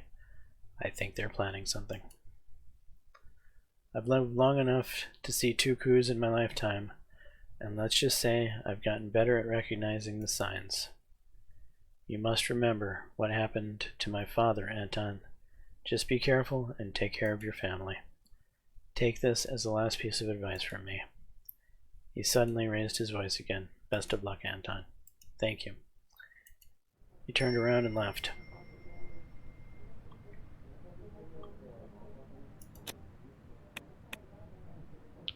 Walter Tusk endorsed President Rain.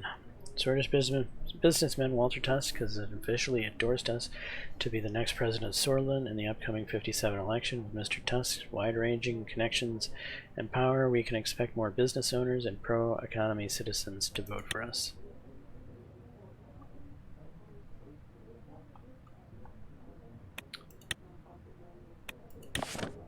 World Revolution Manifesto, a revolutionary step. Okay, that's nice. Magnolia puts forward bid to join ATO.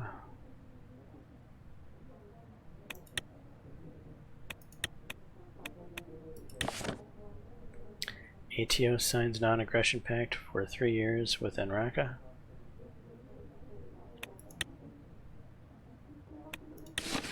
It's in the news. Lilius Graf challenges Anton Rain. And the next president of Swordland is Lilius Graf. Shockwaves for the United Swordland Party as one-time Interior Minister announces her intention to challenge President Rain for party leadership.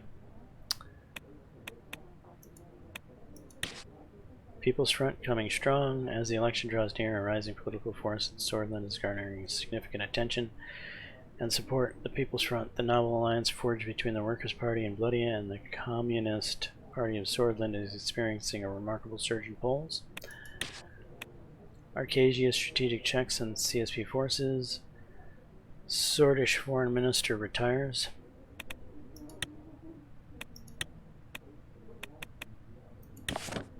USP Congress called with the now ex-Interior Minister Lilias Groff challenging President Anton Rain following her resignation. A Congress has been called at which members of the USP will determine the party's future leadership at the Grand National Assembly, with both Groff and Rain will make speeches, and after which the votes will be cast.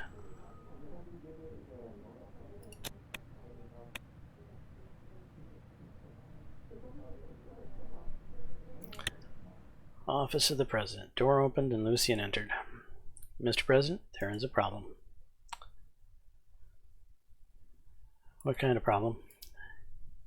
Mr. Hull wants to speak to you. He's in the White Room. Please follow me. We started walking. Do you know what it's about? I was just told to come get you, sir. I opened the door and we entered the White Room, and I looked around. Simon was sitting, playing with the pen in front of him.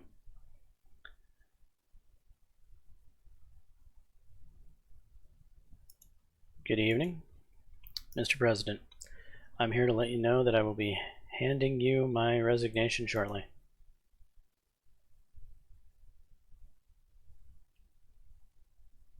Your resignation? What is the meaning of this?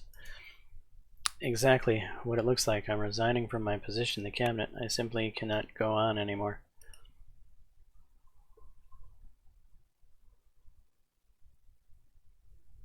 Talk to me. What can I do? How can I help you better? I'm sorry, but I've already made my decision and I won't turn back from it. I suppose I owe you my reasons. I failed my mission as Minister of Economy. During our term, instead of stopping the recession, we had made it even worse and entered the Swordish Depression. I blame myself for this. I couldn't offer you better solutions. I have proven that I'm unfit to serve as Minister of Economy in Swordland. I will resign at the end of our term.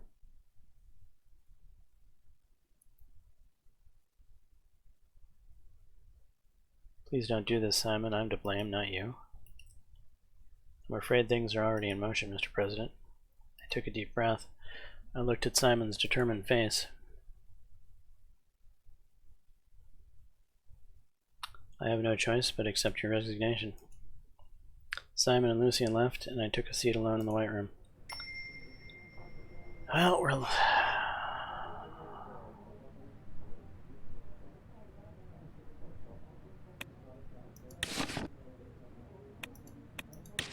Future of Rain's cabinet. Following last week's resignation from cabinet, eyes turned to President Rain as his term is approaching to the end. No selection for the vacant seats have been announced yet.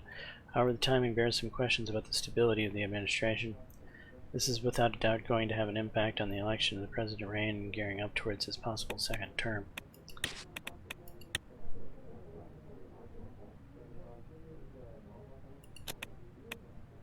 United Swordland Party Congress. Presidential state car roared to USP Congress Hall.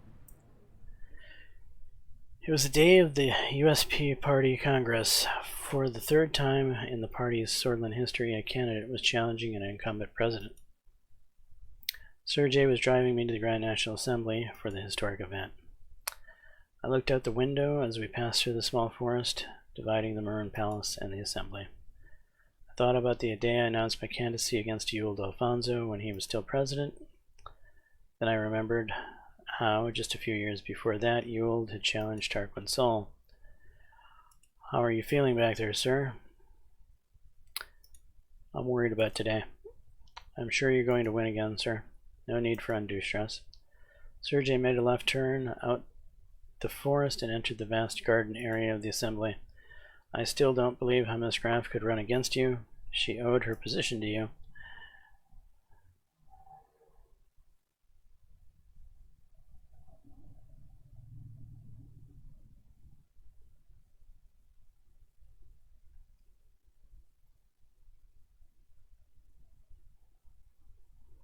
It doesn't matter, Sergei. She can do as she pleases.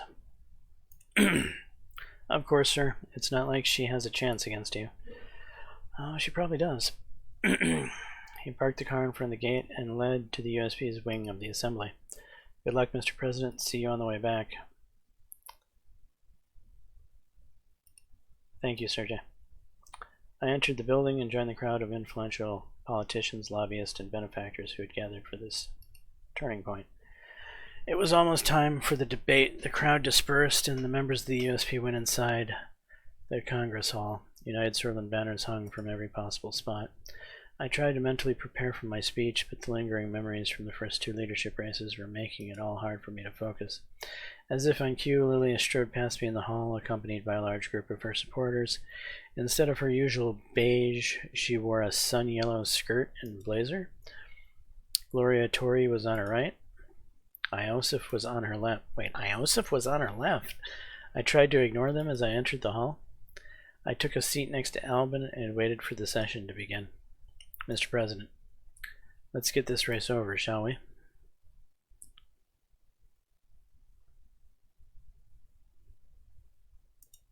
How are you feeling about the vote? The cabinet resignation took away a lot of support. It's going to be a very close race. But still, if you can remind them who you are, you will win the day. I wish I could be that optimistic. Look, it's starting. He pointed at the podium. Lucian was there. He was about to introduce the candidates. Ladies and gentlemen, the hall fell silent when he started speaking.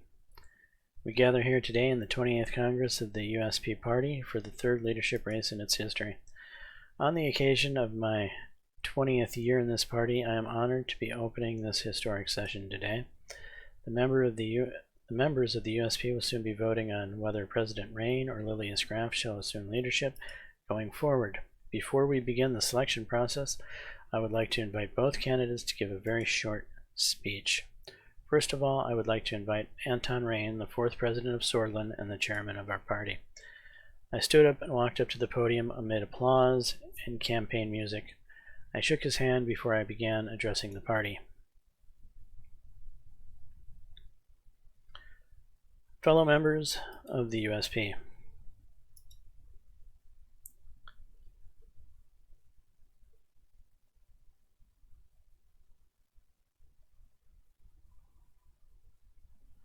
I know that our term could have gone better.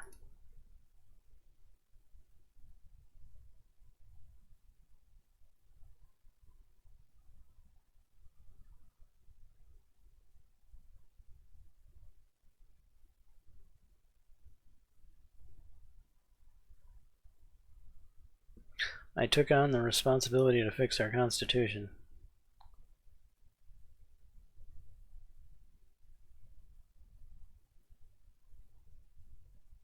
But Lilias Graf and the old guard stood in our way.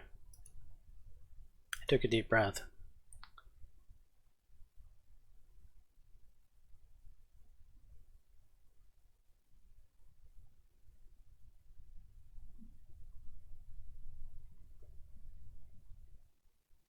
But I'm here to do more, to bring meaningful change.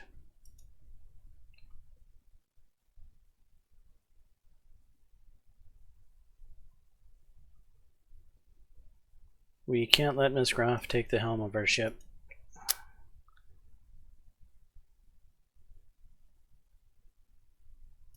This is not the time for division.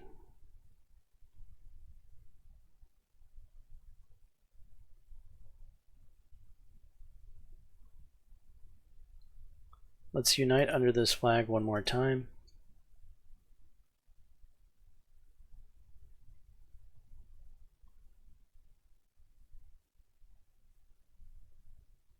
Give me your support. Let's bring this country together.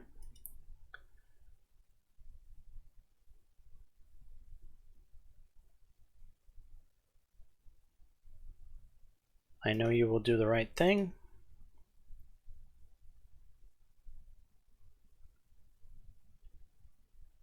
Morgana Westcore. The campaign music started blaring again as I left the podium. Lucian shook my hand and I walked back to my seat to the sound of loud applause. I sat back down next to Albin. Not a bad speech, Mr. President. Lucian spoke from the podium again. Thank you again for your speech, Mr. President. Now I'd like to invite the next candidate to the stage. She is one of the most experienced and respected members of this party. We all know her from her accomplishments in armory and whole sword. And of course, I've had the personal pleasure of working with her in this administration. So I'd like to take this opportunity to endorse her candidacy. I'm sorry, Lucian, what? I urge all of you to vote for her, the future's first female president of Swordland. Wow, I think that pretty much is the nail in our coffin. My most valuable chief strategist, Lucian Galad, just put a knife in my back. Albin turned to me with a sympathetic look. I always knew he was a prick.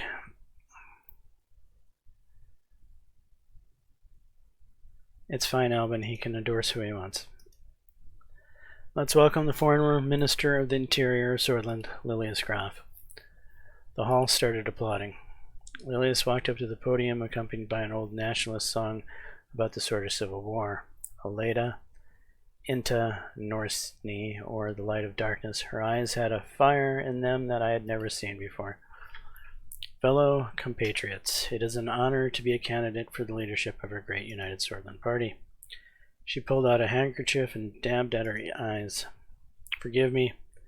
This beautiful song always fills me with emotion. My opponent might call that a weakness. I consider it a strength. It brings me hope to see all the energy in this Congress Hall today. But hope alone does not suffice.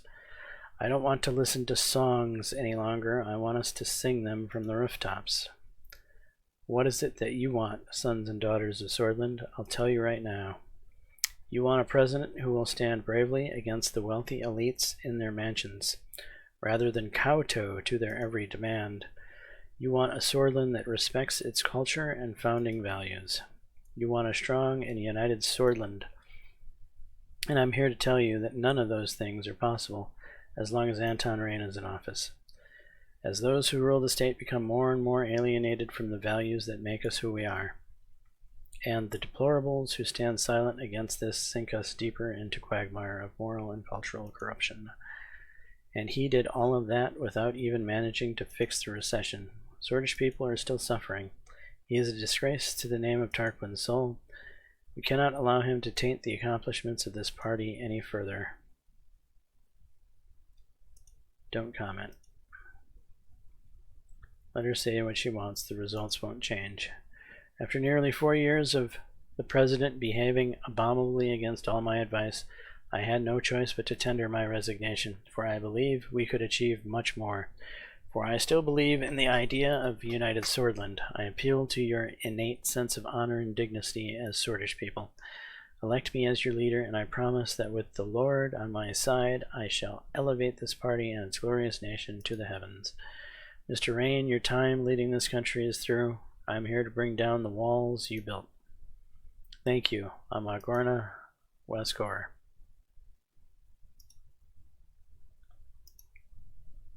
The voting began.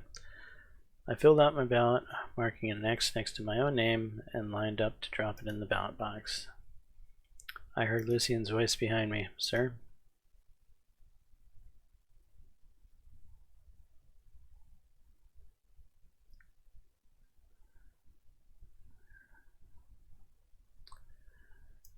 What do you want? I'm sorry, sir. It had to be done.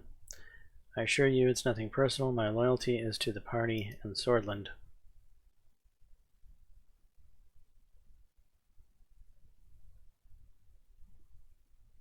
Not mad at you. I wish you'd said something to me beforehand. Doesn't matter if you're mad or not anymore, sir. Well, nothing's set in stone until we see the results. Good luck. He turned his back and walked away. After all the votes were cast, we sat back down and waited for the announcement.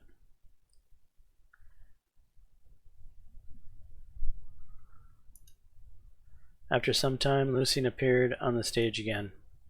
Thank you everybody for voting today. The results are ready. After counting every vote, we have come to a conclusion. The winner of today's leadership vote is determined to be Lilius Graf. The hall reverberated with thunderous applause. I congratulate our new leader and our next candidate for president.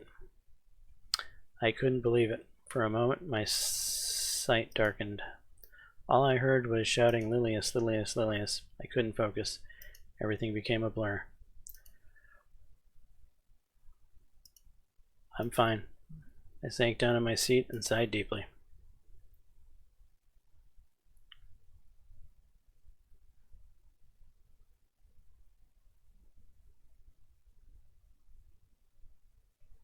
Sorry you didn't get to be vice president for longer.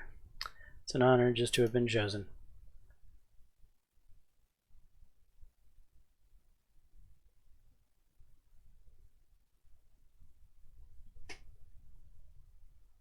Well, I still believe we can work together. Thanks for that. Maybe we can. What do you plan on doing?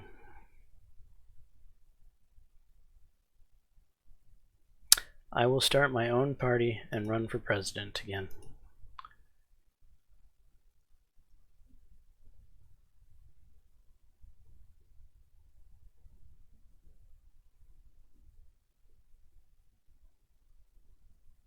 I'll call it the Swordish Prosperity Party, the SPP. I like that.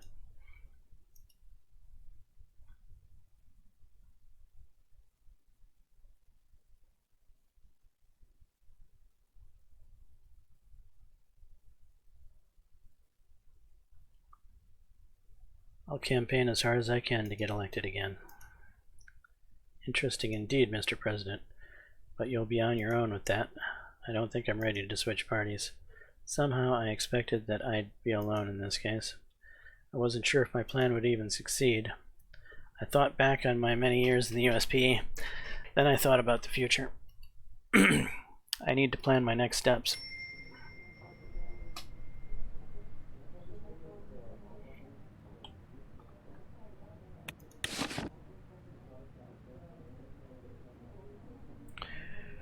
Rain stabs USP in back, found Swordish Prosperity Party.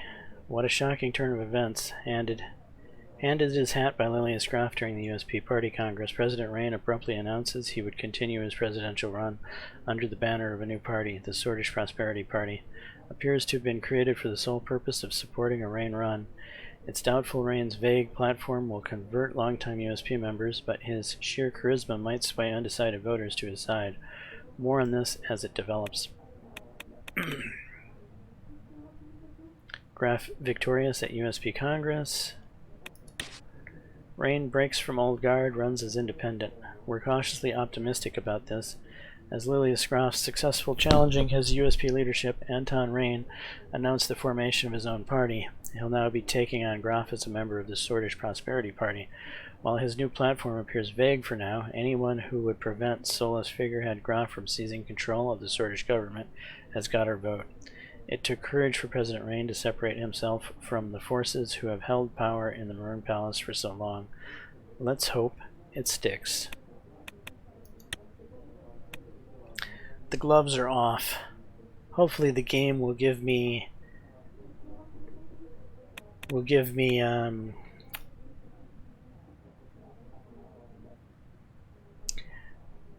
the capability to win from this standpoint. And what I mean, I'm willing to do anything at this point.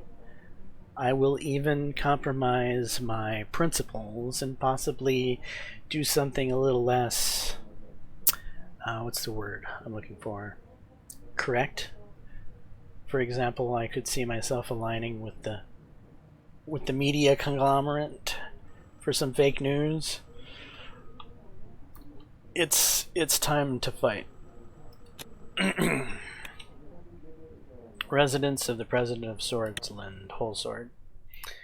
With the election looming, I've practically been sleeping at the Maroon Palace lately, but tonight I made a deliberate effort to go home early. After much pleading on my part, Monica had given me rare permission to join her and Deanna for supper. I couldn't be late. The usual crowd of protesters was waiting for me outside the gates of the complex. The guards formed a cordon to let me through. Don't look at them and go to your door. Once inside, I locked the front door behind me. I hurried past them, went inside, and locked the front door behind. I heard hesitant footsteps coming my way. Hi, Papa. I opened my arms, embraced my daughter. She reluctantly accepted. How's school? Deanna shrugged. I won a prize at the science fair. Honestly, I think they were teaching girls different stuff before because they knew we were smarter than boys.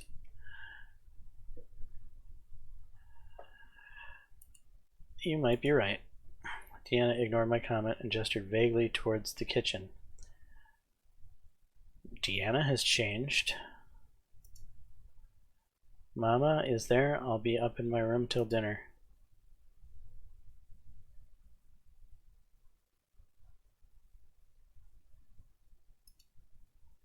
I hesitantly stepped into the kitchen. Monica was stirring a pot on the stove, her back turned to me. It smells delicious. Monica whirled around in surprise, her eyes narrowed. God, Anton, don't startle me like that. You know we're all still on the edge after the parade. I'm sorry, I'll go wait in the living room. I walked back out and sat on the living room sofa. I awkwardly flipped through one of Monica's women's magazines. I felt like an intruder in my own home. Deanna came back downstairs and made a beeline for the pencil case on the coffee table. I almost forgot that.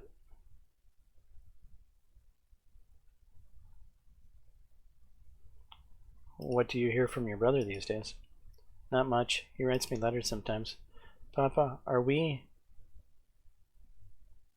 bourgeois pigs?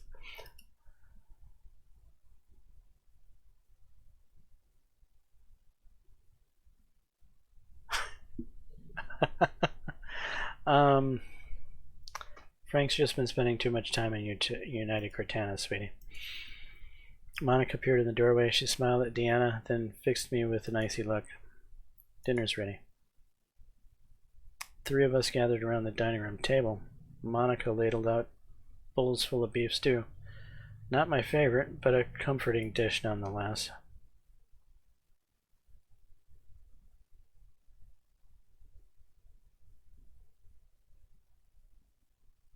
Now that we're all here, I wanted to say something.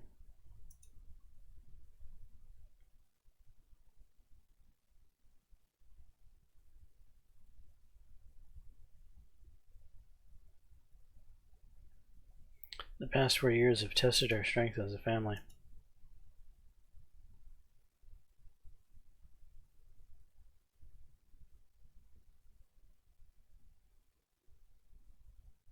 I was so busy focusing on the needs of the Swordfish people that I forgot about Swordland's most important people, my own wife and daughter.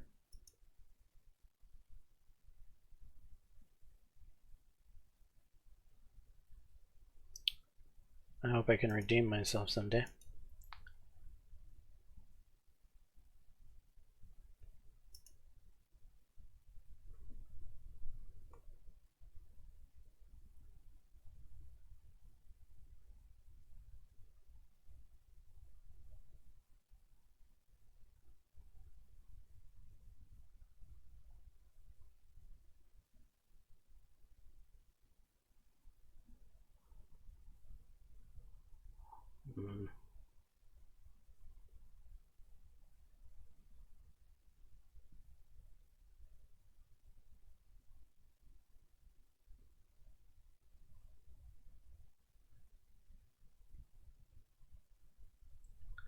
So David gave me the warning that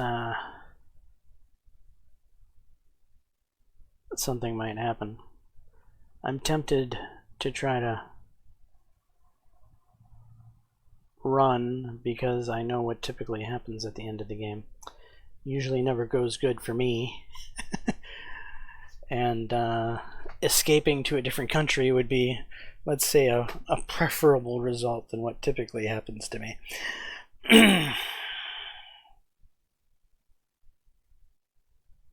But I don't think that's who I am.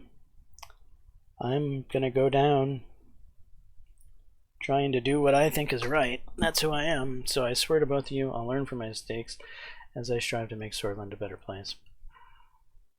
Monica sighed heavily. Deanna, your father and I are getting a divorce. Deanna took a sip of her water. I could see she was trying to act mature.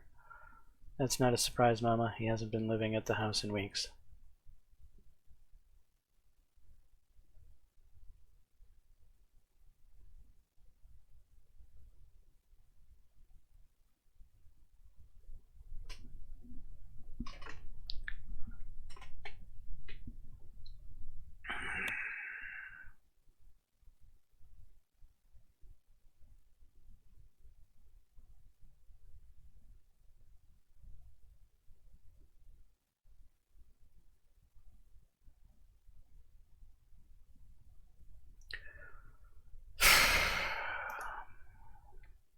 Don't like either option.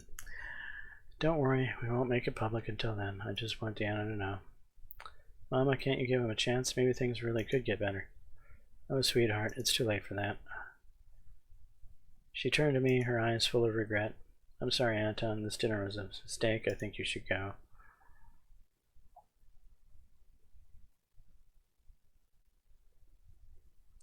I'll see you later, Deanna.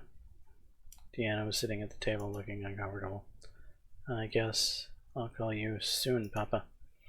Good luck. Monica refused to meet my gaze. I wonder if this was the last time I would see either of them.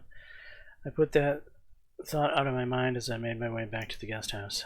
I still have plenty of work to do.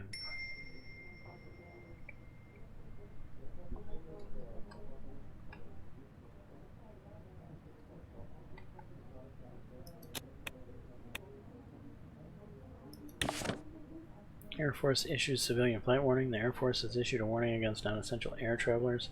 Civilians are being discouraged from booking flights except in the case of business purposes or to visit sick or dying relatives.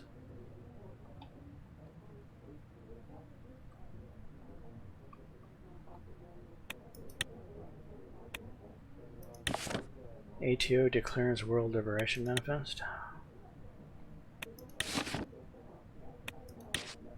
Hope is not lost. In today's Communist Party rally, the CPS leader Dennis Stoller made a speech to the largest crowd he's ever assembled.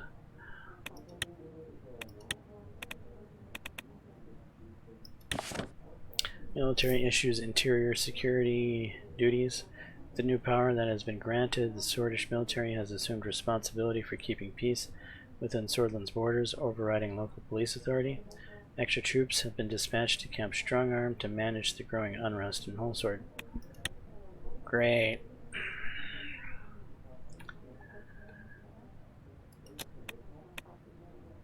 "2 minutes to midnight, residence of the President of Sorland, Holsword."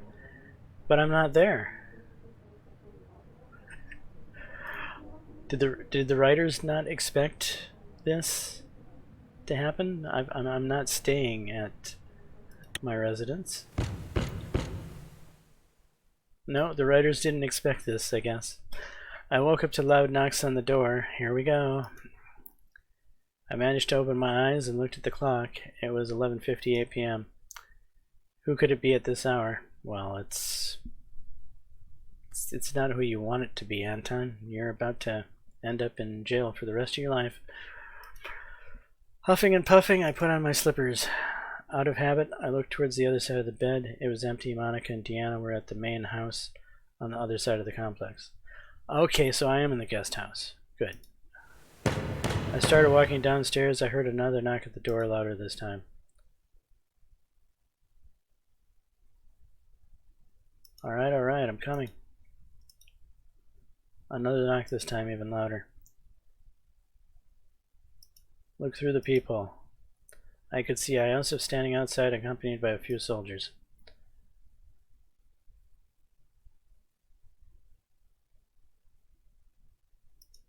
What's going on? Why are you here at this hour? I won't open the door unless you answer. We need to talk, Mr. President. This is urgent. Tell me what this is about first. With a scary thud, the door shook on its hinges. Another thud and the door was cracked open. Soldiers immediately stormed into the guest house. They entered and went through every room, checking for threats. Once they were done, they stood ready. Iosif walked in. The soldiers saluted him. You explain to me what the hell is going on right now. I'm sorry, but your time is over, Mr. President. You are under arrest for crimes against Swordland. Above all else, you have committed high treason and conspired against the will of your people.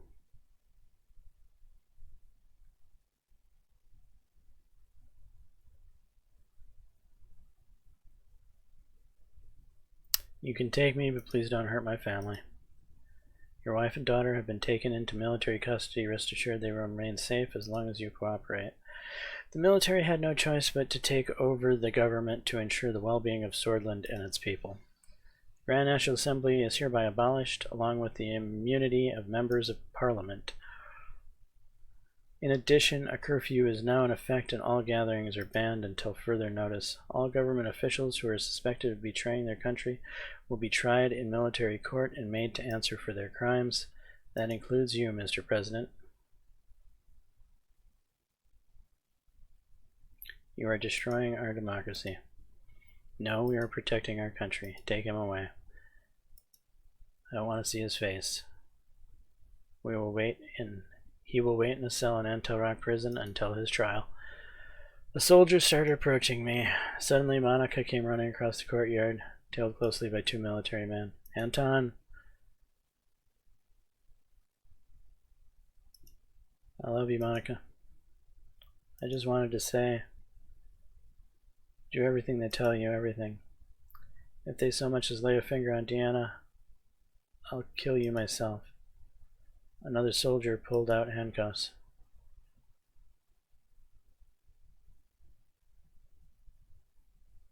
There's no need for handcuffs. I know when I have no way out.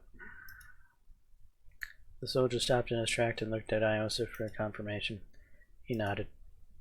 His men escorted me to the truck and realized I still had my slippers on. They roughly shoved me into the back of the vehicle as they would a common criminal. The engine rumbled to life, and the truck started moving.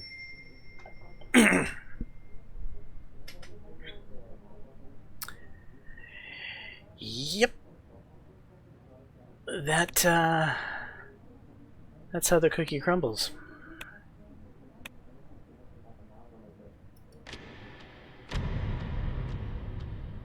Sometime later.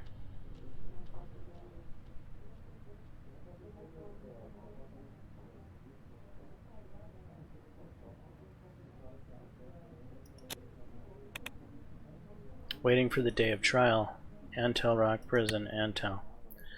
I was making my 14th scratch on the wall when the warden opened the cell door. It was my first time seeing a person since the military detained me. He put handcuffs on my wrist and we started walking. I barely had enough energy to ask where we were going. I just assumed the worst. He told me today was the day of my trial. While we were walking, I caught a glimpse of my reflection in a metal door. My beard had grown and my cheeks were sunken. The condition I was held in were showing. I was the only one loaded into the prison truck. After a couple of hours had passed, we finally came to a stop. After I exited the vehicle, I held my head up and saw the insignia of the Supreme Court. Soldiers grabbed my arms and led me inside. They gestured toward the table in the courtroom. I took my place at the table. Looking around, I saw the flags of the Swedish Armed Forces hanging down from the walls, covering the crest of the Supreme Court. The room was completely empty except for me and the soldiers on guard. I looked at the vacant seats on the bench. The door opened and General Iosif Lancia entered alone. The soldiers saluted and he saluted back. I watched him take his seat comfortably. Normally, you are supposed to rise when a judge enters this room, Mr. Rain. You are no judge, you are just a usurper. Cranky, aren't we? I suppose that's what staying in a cell for weeks does to people. There's no time to waste. Let's begin. This military court will now handle the case of Anton Rain, the former president of Swordland. Do you know why you're here? Yes, I do. We all know our sins. You were accused of high treason against Swordland, Mr. Rain.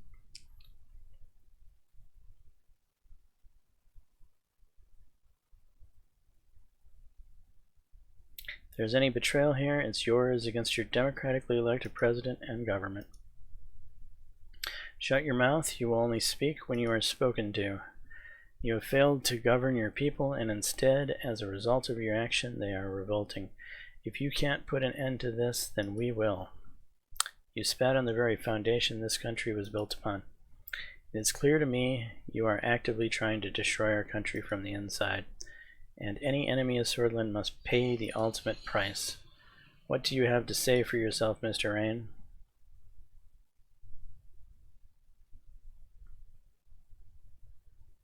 Doesn't matter what I say, does it? No, not really. His mouth twitched upward as a smirk started forming on his own face.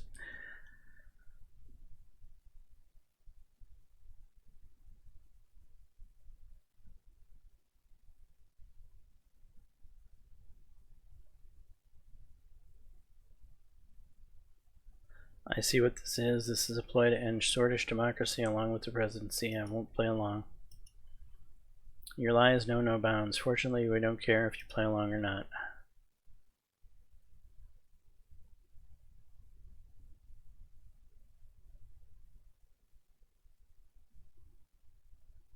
One day, the people of Swordland will look back and curse your name for what you've done. You are wrong, Mr. Rain. They will thank me for getting rid of you.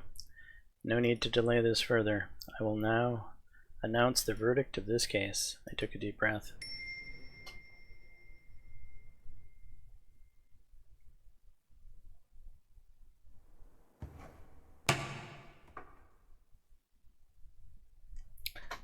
Uh, 1958, Supreme Court of Swordland. Iosif Lancia tapped the gavel.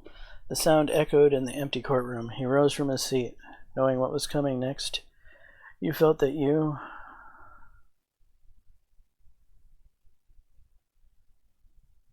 did your best for Swordland no matter what.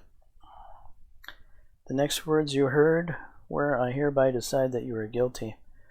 You thought about how you would go down in history as the victim of yet another one of Swordland's coups.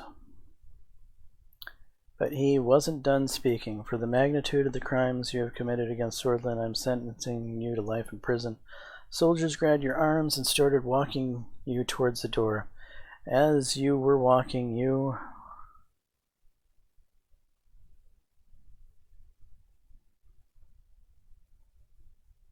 worried about the future of your family.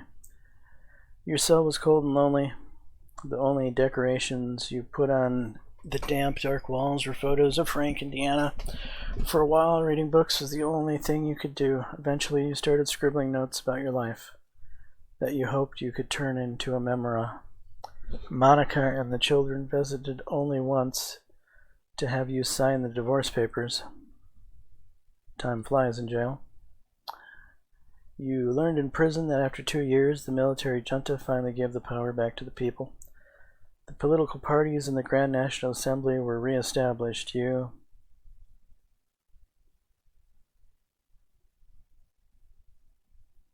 hoped that someone would hang Iosif for his crimes. Frank visited you for the first time in years, bringing along his wife and son. They reminded you of your own family and better times. You held your grandson for your first time. He squirmed and started crying in your arms. Frank told you that he joined the ranks of the Communist Party of Swordland. You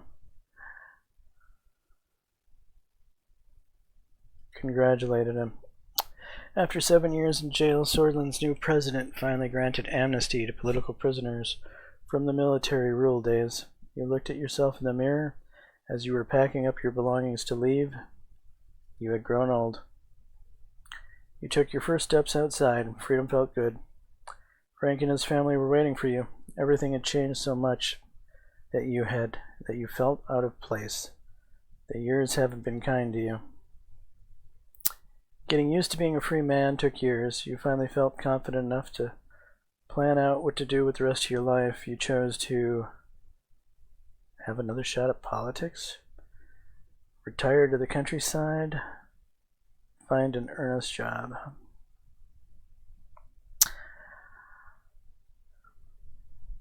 Really?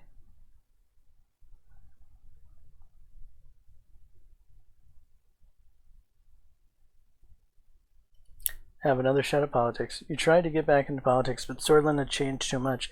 The political spheres formed after the coup did not accept you. You had to work menial, though at least honest jobs to get by. At least you were free. A week after your 66th birthday, a woman knocked on your door. She was a young upstart journalist fascinated by your life story. No matter what you did, she kept coming back. Finally, you gave in. You said she was working on a book about you. You helped her as best as you could. After many hours of interviews, she said that she had enough information and disappeared from your life. You looked up the name she had given you, but you couldn't find it anywhere. You suspected she used an alias. You wondered why. You heard a knock on your door. It was the delivery man with the large, heavy package. The package was filled with copies of the books. There was a small note on top of it. Thank you, Carol Circus. You picked up the book. Bernard Circus's daughter. It was titled Suzerain, The Story of Anton Rain. You faintly smiled. History will remember you as Arcasian capitalist. So here I am, right next to Ewald Alfonso on the spectrum, evidently. Somewhat near friends Richter and Albin Clavin. Peter Vectern is completely center. Interesting. Mansoon Leak.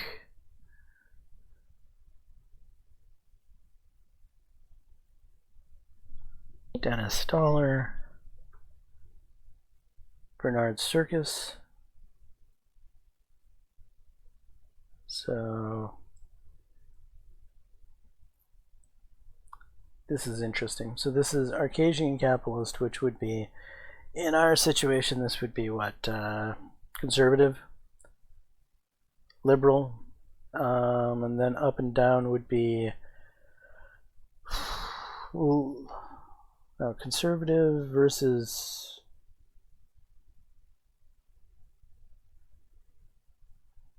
this way is authoritarian versus liberal, and this is conservative versus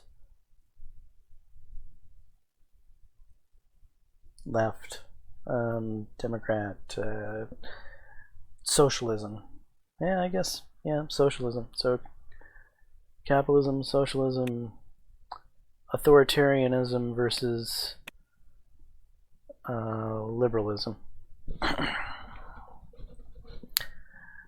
This is kind of where I am normally in real life, probably.